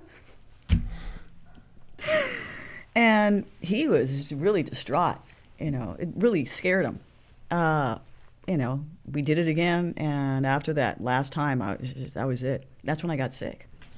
There was another, and you guys filmed some of that in Beverly Hills at that lake over here too, right? Some of it, yeah. There were some little, I don't even Pickup remember shots where. or something? Yeah, just the pickup shots where he's sitting there looking at the water. I asked this question earlier. Why was the love scene in the barn cut from the barn? We don't know. Mm-hmm. There was really no love scene. That's all you see because that's all we shot. And I know that people are, no. Al Magnoli doesn't direct porn. Prince didn't film porn. I'm not a porn actress. Yeah. So that's what we shot. The only outtake is when you see me standing at the barn and I look over and they did stills. That was it. There's nothing else. I'm sorry. That's it. I promise you. That's not good enough. This is a great question, which Questlove, I'm sure, wants to know. Did you ever hear When Doves Cry with bass? If so, what's it like? Well, the story of When Doves Cry, I came home one day and I had a message from Prince on my voicemail. And he was like, and then he was humming this. He goes, don't erase that. I promise you, and I've told this story, as soon as I turned around in my bedroom, he was standing there. I don't know, some purple cloud dropped, and he was like, give me my tape. And he took the tape. I didn't even have enough time, because I was going to record into another tape and keep it. Yeah. That's When Doves Cry. That was When Doves Cry. I gotcha. So then I said to him, that Stevie Wonder walks around with a voice-activated tape? And he walks around and records stuff. And whenever he didn't like something I said, he goes, "Oh, you know that CB wanted you." So he imitated me, right? So that's how that happened. And I didn't hear. I mean, I saw the progression, heard it, different versions, and to this day, when I think of that, I always just think of him leaving his vocal track on my voicemail of "When Doves Cry." So, to answer the question, no, you didn't hear the actual version that was with all the instruments, because he unproduced the track. Right. And then, I've heard several, so I'm not sure exactly, when and where, but that's my stomach growling. But yeah, I heard different variations of it. did you hear "When Doves Scream," the punk version of When Doves Probably. Cry? I can't recall right now. Yeah. I mean, he would always like "When Pigs Fly," Gotcha. or my lyric here, "Next time wipe the lipstick off your bunny," and Why do you think Prince could not keep a relationship with a woman going? Oh, I don't know. I don't know. That's family. That's How could somebody like that, though, keep a relationship for, What about women in the industry today? Mm-hmm. What about these rock stars, actresses today that can't even keep a man with all that ass, all that beauty, all of that, the accolades and success, and you can't keep a man. So in the entertainment business, it's difficult trying to maintain a relationship. Yeah, sure. That's my only guess. He probably needed to be constantly stimulated as well as mine. Just that's why he was constantly creating music. Right. Like Rodin, remember in the movie Camille Claudel, he had a lot of, Sure. people there creating. Is there any insight into "This Could Be Us," and if there's any story to him with it? When we celebrated our 30th anniversary, he took me up to his office, and this is before, he performed with Third Eye Girl, and he says, "Did you see this photo?" And it was a meme. "This could be us, but you playing?" And I said, "Yes, I've seen it. Isn't that great?" And we sat there for hours. They played, he showed me a bunch of videos of performances, and I remember thinking, we're going to sit here for 5, 6 hours going through all of this. So he says, "I wrote a song." And I said, "Really?" He goes, "Yes." He goes, "It's inspired by us. It's about us, about this photo." He goes, "The photo inspired me." And he goes, "This could be us." And then he played it. And it was just amazing. I was just so thrilled. Wow. All right. Sweet. Did you ever pursue music outside of Apollonia 6? Yes. Or did you like to focus mainly on acting? I was able to do country western song on Falcon Crest, which was great. Yeah. I recorded with Greg Dooley from the Twilight Singers. I've been able to sing with Bebel Gilberto on stage Wow. in San Fran. I know her lyrics phonetically. Português, Brasil. Okay. And I'm working on stuff now with There's lots of... Oh, go ahead. I'm sorry. Corey Rooney. Nice. I'm working now with Corey Rooney and the Avila brothers, Bobby Avila. So right before COVID, we were stepping into the studio. Sunset Sound? Why not? Yeah, come in here. I'll produce a track with you. All right. That'd be awesome, wouldn't it? Would that be fun? Can you imagine? Warner Brothers, give us some coin.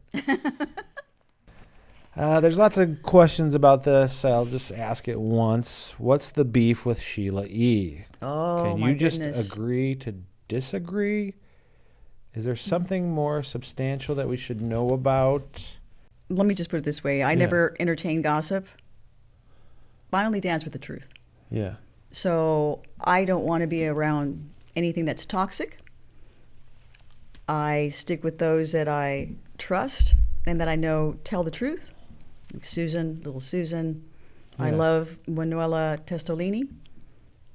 She does God's work with her charities. So I want to just stay in the light with the people that are positive, that tell the truth.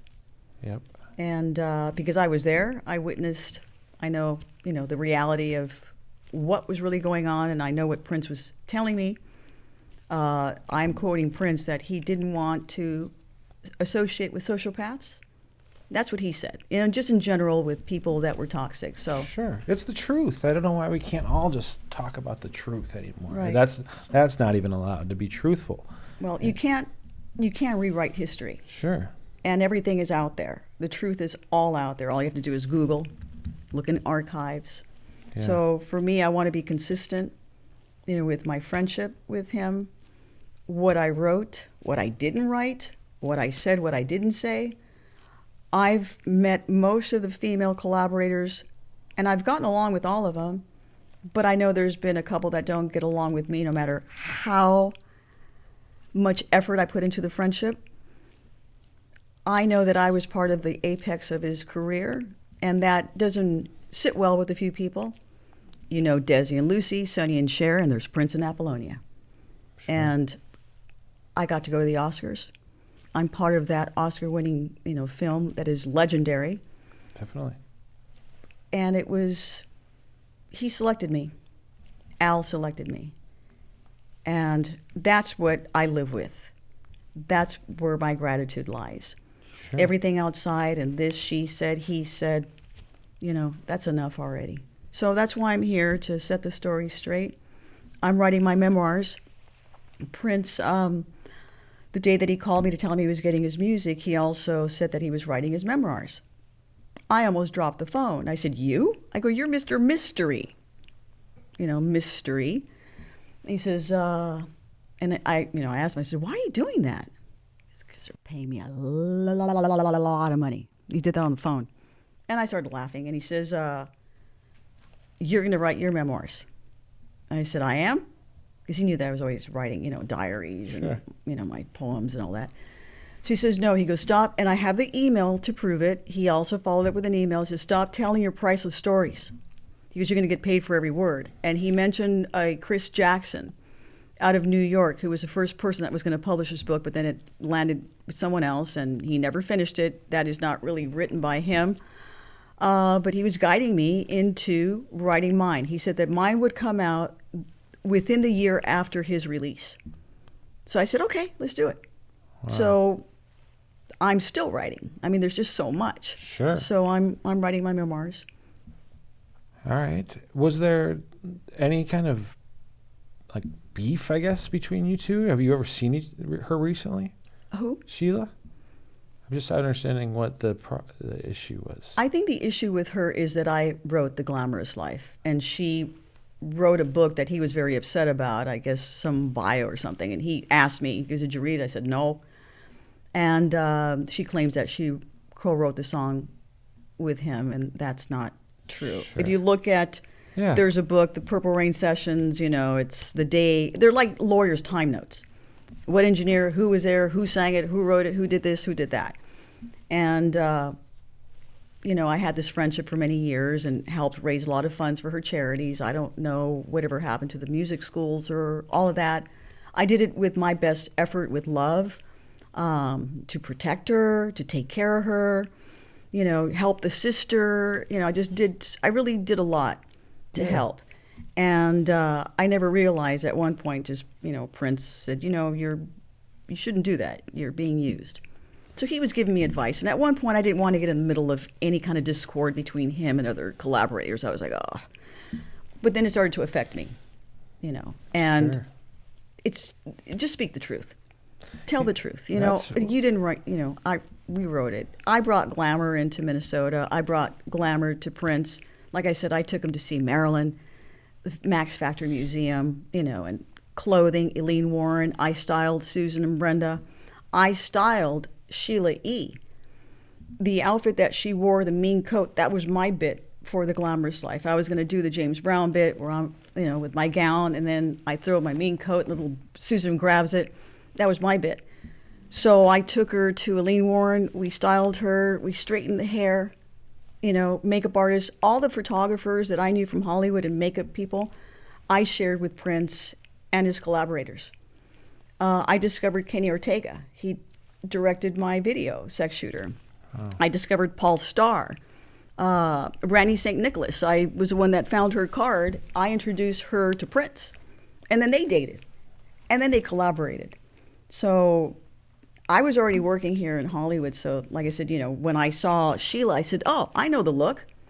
And it was my idea to have her do The Glamorous Life. And I said, have her do a drum solo. And Prince looked at me, he goes, you think so? And I go, yeah, that'd be awesome. And of course, for me, it was selfish reasons because I'm a songwriter. And then I don't have to go out and sell The Glamorous Life or Manic Monday in a corset worldwide. I'm I went to parochial school.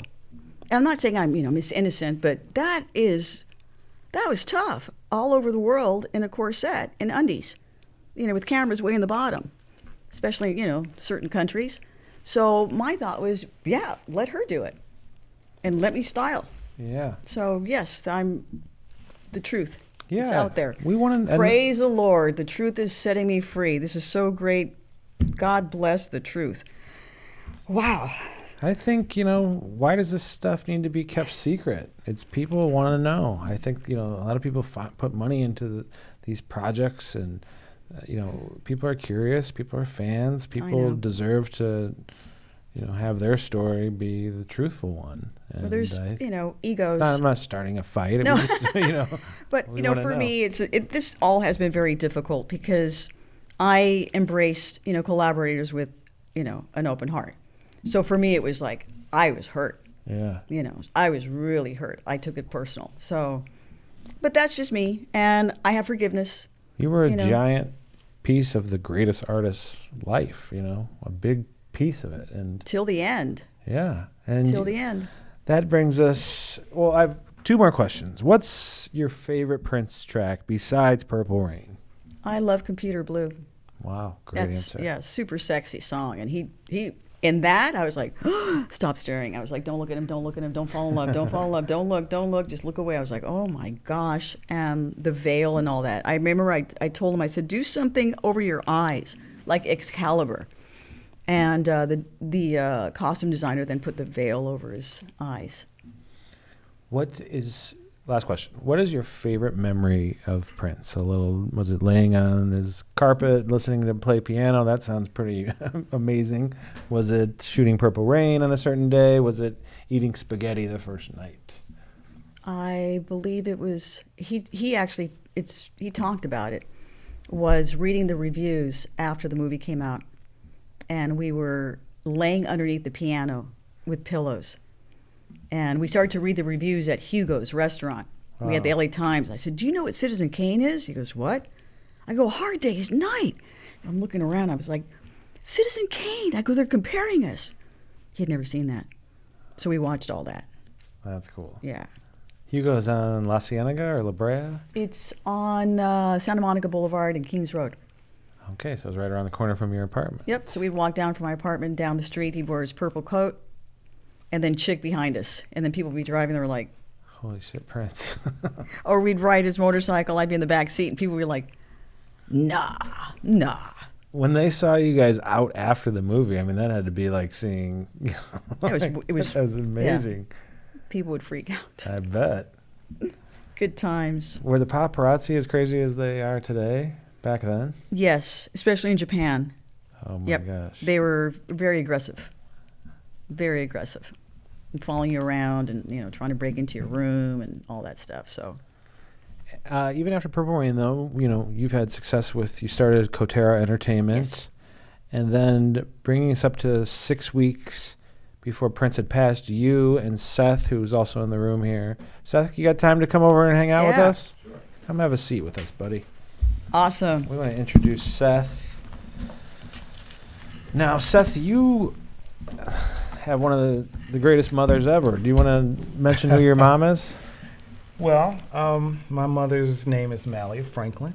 In the industry, she was called the Queen of Funk, and she's from George Clinton, Parliament Funkadelic. She was the lead singer of Parlette.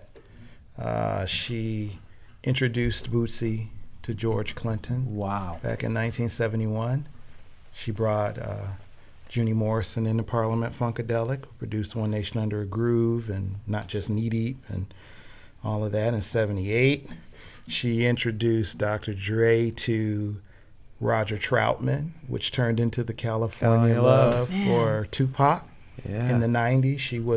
She was actually training the girls that sang for Death Row to sound like Parlette and the Brides of Funkenstein. They actually paid her to do that.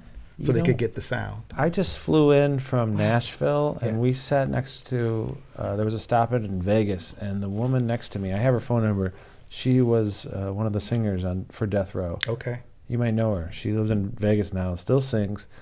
Was it Nancy Fletcher? Yep. Yep. I believe so. I sorry to throw you off, Nancy but that's Fletcher, I yeah. just sat next to her. She goes, "Oh yeah, I used to be at the studio on San Vicente all the time," and told me all. I was like, "Oh my Yeah. gosh, tell me every Tupac story you know." Yeah, if Oh, it was wow. if it was Nancy Fletcher, then she actually posted not too long ago on Instagram a beautiful story about when she met my mother at Death Row Records. So Holy cow! So Yeah. then, also her work with Prince. She did. yeah, she did. Tell me about that. She did. Well, she had She been. was in the movie that I was supposed to do, Yeah, which she was was supposed to be in. our She was in sequel. Graffiti Bridge, performing with George. Her and Prince had been friends for years. Prince was anybody that knew him knew he was a big Parliament Funkadelic fan. Of course. And one of his favorite spinoffs from Parliament Funkadelic was Parlette. And as a matter of fact, he redid one of their songs called Cookie Jar. And you know, if Prince redoes somebody, he must really love them. Mm-hmm. So, yeah, so they did. They were friends for many years, and she did all the Paisley Park George Clinton albums. And so she played at Glam Slam many times, sometimes with Prince working the board up in the control room. Jeez. Incredible. Yeah, so they had a long-standing friendship. And as a matter of fact, when I got to meet him, which was when we saw him February 28th. 2016. That was the first time you met him in That San was the first Francisco time I had at his ever show. met him. Yeah, at the after party. And it was me and Apple and Jill Jones who introduced me to Apollonia. And Susan Moonsey and Susan's sister. And it was so funny because I was sitting across from him. And I know he was probably thinking, who's this guy? You know, Sure. with my girls. Who's this guy? So it was so funny. I tell the story that I wasn't in the atmosphere yet. He kind of like looked around me, I wasn't in the atmosphere, even though I was right in front of him.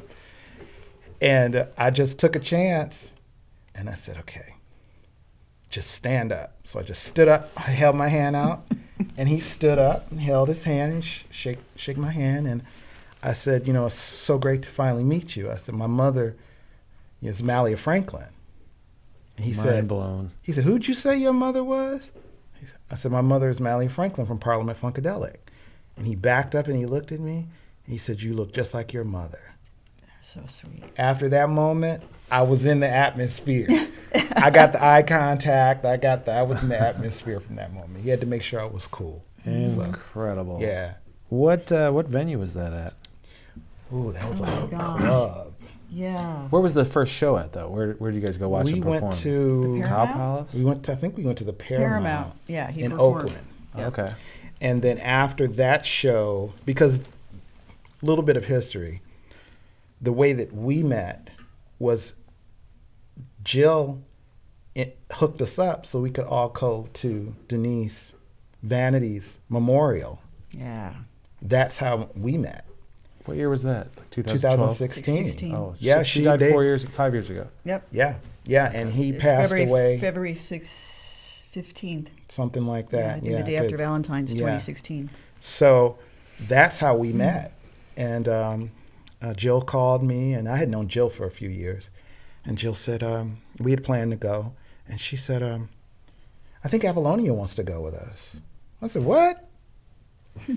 She said, yeah, I think Apollonia wants to go with us. I said, well, that's like a 4-hour drive. You sure she wants? She said, yeah, I think she wants to go. That's awesome. And that's how we met. And we were supposed to stay one night. Yep. We were just going to go to the memorial and then leave. And then Prince announced his show, which was the following day, which was Sunday. Mm-hmm. And Apple said, I just got a call from Prince's manager. He heard we're here for Denise's service, and do you want to go see Prince? He heard. How did he know? So of course we said, yeah, let's go. And so we went to the show, and then his manager came up and invited us to the after party, which was in some club that had like no signage, or somewhere in Yeah. San Francisco, like down a dark alley and around a corner. Yeah, we were like, where are we going? Yeah, and so that's when we got a chance to. That's when he got a chance to spend time. Vanity's service or Denise's service was up north? Yeah, she was living in San Jose. Okay. Mm-hmm. And then Prince just happened to have a show that same day or It was within the 48 next day. hours? Yep. It was the next day. Wow, that is strange. And that was an unbelievable show. Did And, he say anything for her? you know, he sang a song for her.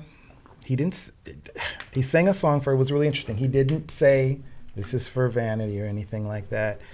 But he sang the song, and I remember our row. We were just in tears, our row. Me, Jill, Apple, Susan's sister, Jill's a cousin. We were just all in tears. And he got to the end, and he just said, and now she's gone. And we just lost it. Yeah. Because we had already felt it. We knew it was for her. Sure. But he confirmed it at the end. Yeah, he confirmed it at the end. Wow. He introduced us. Yeah. When we were like, of course, we all held hands and we all looked at each other like, just. Wait a minute. Prince is up on stage and says, here's Apollonia. And Susan. Did the whole place go nuts? Yes. Oh, I bet. Oh, my gosh. Yeah. Were people in front of you like, Yes. that's cool. Yeah. It was unbelievable for me being a fan in the 80s, because I'm sitting here and I'm looking at Jill and Apple and Susan, 3 women that inspired songs he was singing. Yeah. You know, he's singing She's Always in My Hair, and I know that's about Jill. Yep. Singing When Doves Cry, I know that's about Susan. Yep. Singing Take Me With You, that he wrote specifically for him and Apple. And it was for me, I was a 12-year-old boy, and I was just like, I couldn't believe it. It was an unbelievable moment. Unbelievable moment. Yeah. That was amazing. Yeah. What was the last song that he played? What did he close with that night? Oh, gosh. We were just like in a daze. Yeah. Sure. Yeah, it was really difficult, Yeah. I want to look it up online. I'm sure it's Yeah, I online can't somewhere. remember. Might have been Purple Rain, maybe. Yeah, probably. Might I have don't been know. Purple Rain. I want to talk about your guys' business venture next, but let's do the Questlove questions. Oh, Should sure. we? 'Cause Yeah. Before I forget. I have a couple of them here. It says, okay, we've Should I read 'em? answered. Or do you want to read them? You could read. I- Or I'll, here, because Go some ahead. of them we've already answered. Right. And, we talked about the lake and about Manic Monday and about, okay. Tell the story about Mr. Christian, Ushishi, Blue Limousine video. How did it come to be? How long did it take to make? Why was it scrapped? Ricky Nelson. That was a long-form video that we put together for our album. We had Ricky Nelson playing Mr. Christian. We had my friend Buck Henry in it, my good friend. I was so thrilled. And Edie Williams. Yep. We had caskets, and then Ricky passes away right after. And, the whole thing that he died and he came back. Oh, Mr. Christian, you're alive. And I believe it was scrapped for many reasons, and I don't think Prince liked it. And we weren't all that happy with it. And it was never edited. It was never finished.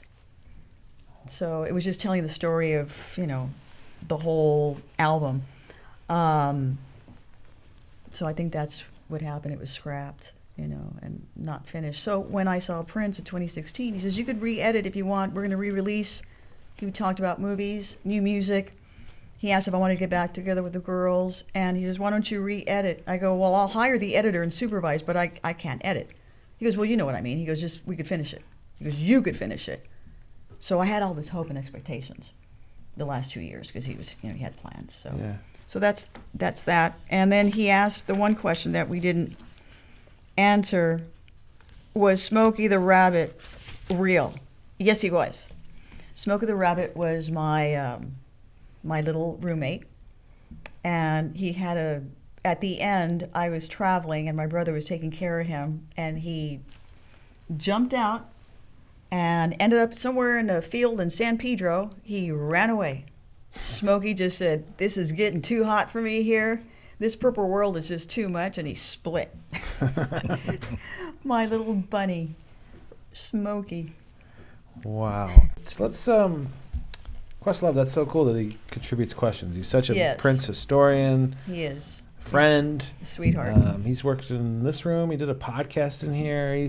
I've never seen somebody work so much. He just Oh, won an yeah. Oscar for his Sly Stone doc, was it? And he's got another film he's working on. Yeah. Oh, I He's don't on know. The Tonight Show. He's Yeah. a member of the legendary Roots crew. Good for him. Yeah. That's awesome. That guy's a Yeah. worker. He is a musicologist, too. He knows everybody that played on everything. Have you met him before? Oh yeah, he was actually spent some time with us when we were Denise. the day after Denise. He was up in actually San Francisco, yeah, too. he was there. He We just, saw poof, him. he was there. I Yeah, was he like, was wow. there. We all went to Fisherman's Wharf. Yep, at night and got chocolate. Yep, We took sure photos did. with Went to him. Ghirardelli, and He was so yeah, cute. Remember, he there. was all geeking out with the girls. Yeah. He couldn't believe. And then Jamie Shoup was there, Yeah, Prince's assistant. It's legendary. first manager. Purple. Yeah. Yep. If you know your Purple history, you know who Jamie Shoup is. Yep. So Questlove was in his element. He was Yeah. so thrilled. He was so happy. Did he know Denise? I don't know. That's He a was good at the question. memorial, right? Yes. Yeah. Yes. Yeah. Mm-hmm. Well, he could have just wanted to come pay his respects. Yeah. Yeah. I remember giving him all the info and stuff, address and all that. And he said he was going to come out, so we were expecting him. What, Ghirardelli's? Ghirardelli. Yeah. Yeah, we had chocolate at night. That's awesome. Yeah. Mm-hmm. Is that like where we just were up there? North Beach? It's like Little Italy? Yes. Yeah. Yeah, Mhm. we Yeah. Fisherman's Wharf. Fisherman's Wharf. Yeah. Yeah, I love San Francisco. We were at Hyde Street and I was telling you that great George Clinton story. Yes. Is your mom still with us? She's not. She passed away in 2010. And I am at the age of 57. Yeah. One thing that I'm doing is I'm finishing something that we started before she passed away. Is I actually just finished writing my mother's memoirs. It's actually a collective memoir of my mother, original Parlettes, Debbie Wright, originals Brides of Funkenstein, Dawn Silver and Lynn Mabry, Shirley Hayden, who was a member of Parlette. I wrote a book called Mothership Connected, The Women of Parliament Funkadelic. And so I was able, well, of course, living it, so to speak, but I was able to do hours of interviews with my mother before she passed away. Oh, that's special. And, one thing this was a book that took me about 15 years to finish. But within those years, I mean, everybody's in this book. George Clinton's interviewed in the book, Bootsy Collins, Bernie Worrell, who's no longer with us, Gary Scheider, who's no longer with us.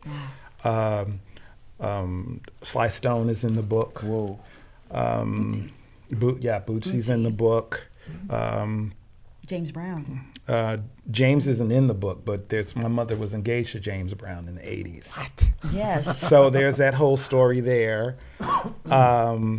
And of course, the complete story of how my mother brought Bootsy to Detroit and introduced him to George and all of that. So so I interviewed about 30 people, all the collaborators, the producers, all of George's right-hand men and women, the road managers, the business managers. So I think that my book will be, and I'm tooting my horn a little bit, but it will probably be the most well-rounded story of Parliament Funkadelic through the eyes of the women. Amazing. Wow. Yeah.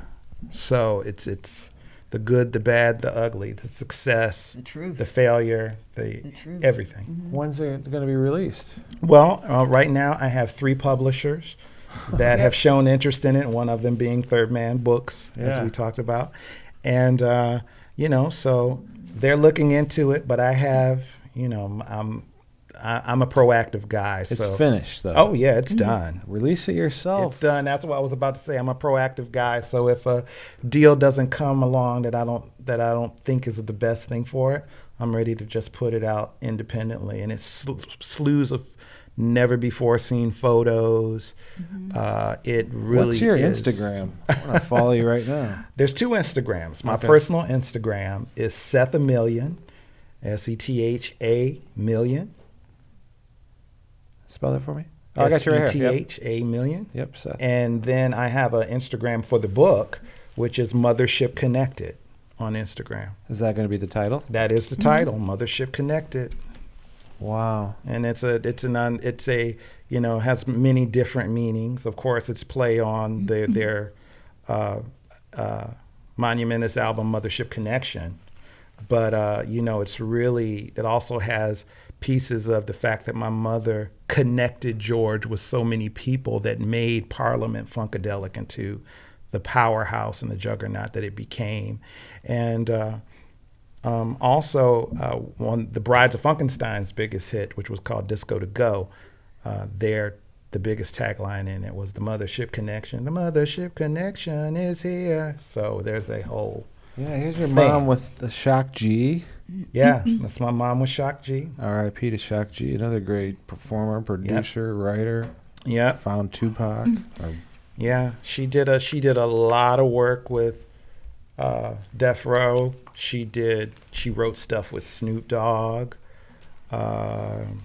And yeah, Just everybody. Yeah, she literally was with everybody. I think that she might have, I'm not sure, but I think she might have recorded a song with Dave Stewart here from the Eurythmics. Oh, wow. We're actually doing something with an artist that Dave Stewart's producing from Bahamas. Okay. He lives down there. Yeah, She she can do it did. remotely. She did a song, her last song, I think, in the studio was with Dave Stewart and Gary Mudbone Cooper, my Uncle Muddy, who was the lead singer of a group called Sly Fox back in the 80s, had a big song called Let's Go All the Way.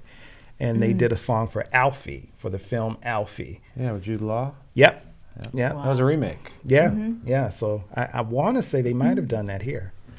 Yeah, they did. The soundtrack. They've done so many Okay. soundtracks here. That was a Wow. great movie. I thought it was just about this playboy, but then Yeah. it was like at the end of the life, he shows you how Yeah. empty all that is. Yeah. Without, like true love, and that's what Yeah. I got. That was a good Yeah. good flick. So They she did the was here, theme right? called Darkness of Your Love. That was the name of the song. So What? your mom recorded that here. Yeah. With Dave Wow. Stewart and Mudbone. I'll have to look for some pictures of Yeah. her. We have a bunch of stuff up in the vault. Yeah. Release this yourself. We don't. Social media is so powerful today, and you don't need to go through a publisher, $1 a book. Yeah. Get some. This took you a long time. You deserve Yeah. some Just want to make credits, sure you some got your right, finances. like, Yeah. worldwide distribution. Yeah. Yeah. And there's already movie people that are interested in that. Yep. So Questlove. just want to make sure that it's done the right way because it's quite an interesting story. It's quite an interesting story. Civil rights, original brides, Lynn and Dawn. Lynn was Sly Stone's cousin. So they were his background singers through after the Family Stone was over through 76, 77. Wow. And then, I need to read this. Oh, let's get me a copy first. And then It's breathtaking. Oh, I bet. yeah, took a long time, but it's finally done. Such an blood. accomplished woman, and that was a tough part of the music industry to be a woman, and just Yeah. Yeah, and she was an aggressive woman. She bet. wasn't a wallflower. She was an aggressive woman, and so I had to get her her story out there. Perfect example when Parliament Funkadelic got inducted into the Rock and Roll Hall of Fame in '97. Not one woman was inducted with them. Wow. Not one member of Parliament or one member of the Brides of Funkenstein. Bullshit. So those are things that are going to get I think that with this story, when people read this story, they'll see just how important they were. You've read it already, Apollonia? Yes. We read it together and lost it when it was finished. I bet it's amazing. Yeah, you should just really see yourself. We'll come back on here. We'll talk about it some more. Oh, Get yeah. some people. I'll give you Dave Stewart's email. That'd be and, great.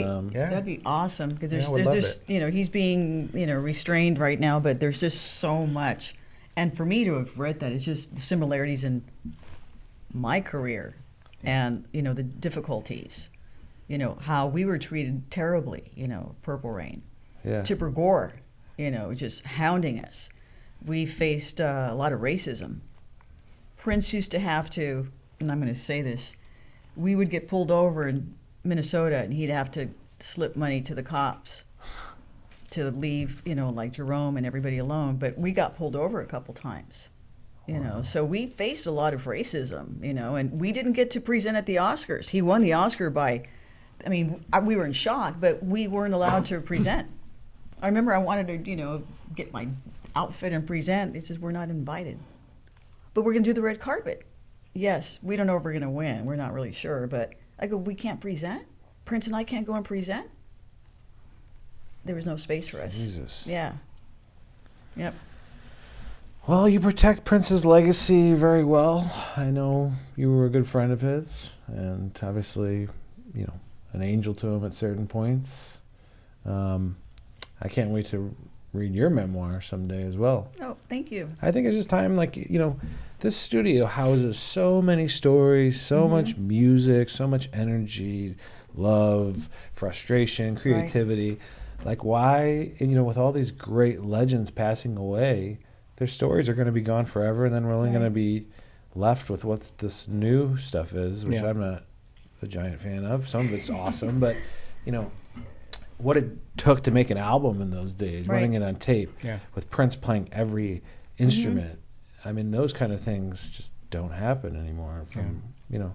He had that warehouse where he would rehearse, and I remember when I got there, he had a little stage, and then he got up there, and I sat down on it was a little folding chair, and he played every instrument, and then he took a bow, and I stood up and I clapped. And that's when I was like, oh, shit. Oh, my God.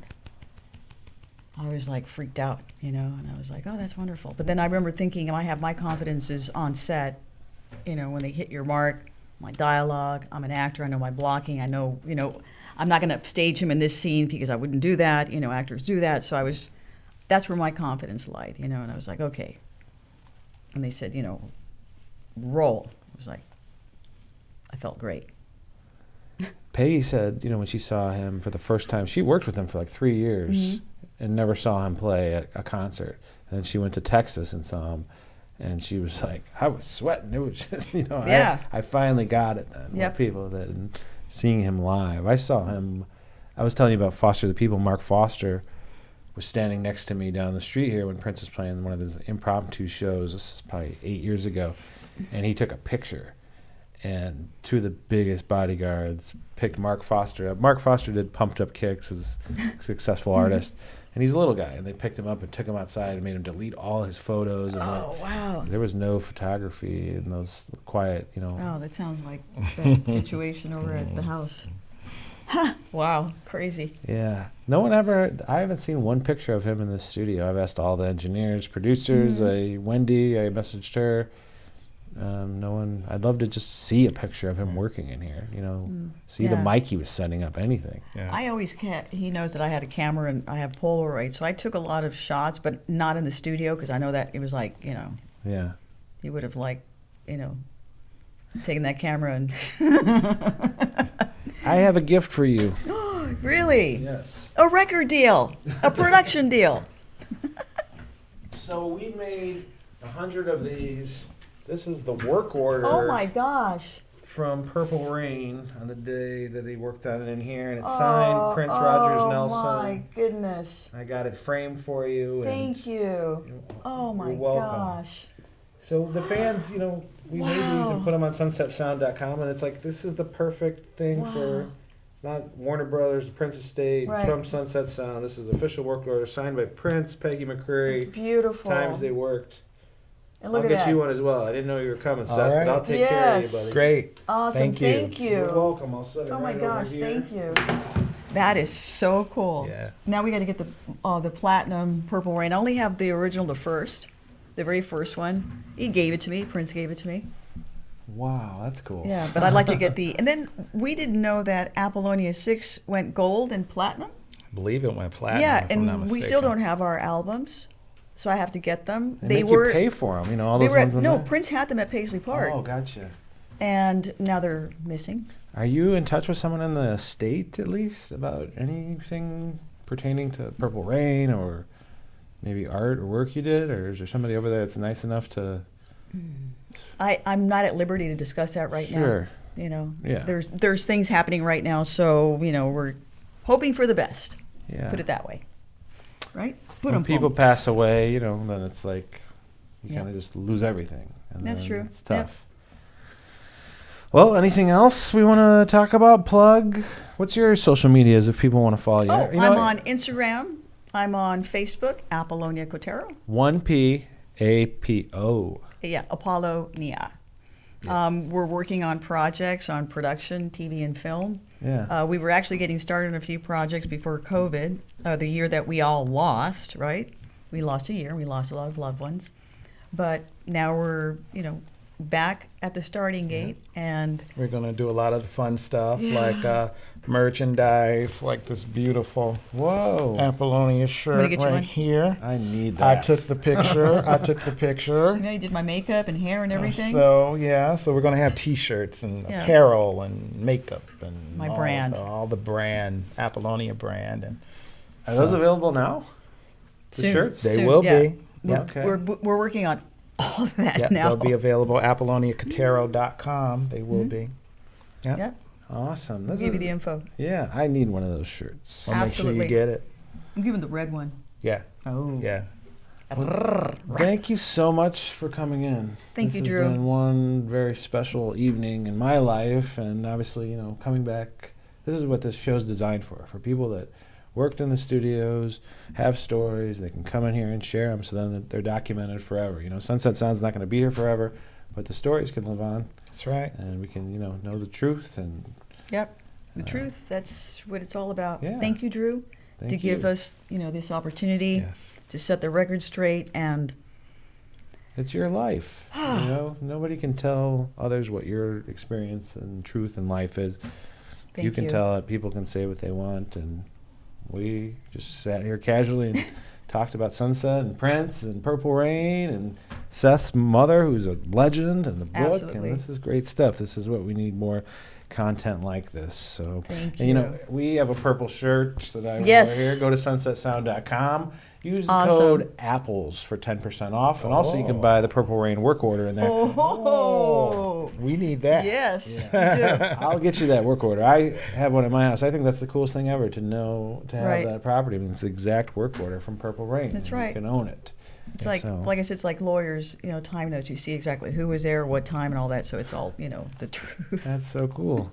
Did you have anything else you wanted to share? We covered a lot of ground? I think we've covered everything. I think we have. Yeah. Thank you so much. I'm just thrilled, and I'm hoping that, everybody, watches the show and watches all the other series. I'm hoping that my collaborators and my Purple family are happy with my interview. I'm hoping that, I know people will have, some purple ruffled feathers, but this is life. And, like I said, I don't entertain gossip because, the truth is the truth. Amen. Thank you, Drew. Thank you. Seth, for our favorite Prince song. My favorite one? Oh, my God. I think, honestly, my favorite one probably is The Beautiful Ones. Something about The Beautiful Ones. Now, mind you, I go way back. Yeah. I turned my mother on to Prince when he had the Farrah Fawcett flip, and he was on the Pegasus on the back. At 8, I turned her on to that. And then at 9, she heard me singing Head off of Dirty Mind and said, "Oh, absolutely not. Give me that album right now." But I already taped it on cassette, so I'm still listening to it. If anyone has a good Almost Cut My Hair live version, I've been trying to find that everywhere because the live version, it's like 7 minutes long. The Cross has always been kind of one of my favorite Prince songs. But the Almost Cut Hair, the live version, I need a good. Comment if you have a good link to that, because I'd love to see and listen to it. Yeah. But again, thank you so much, guys. Thank you. That was great. Right. Yes.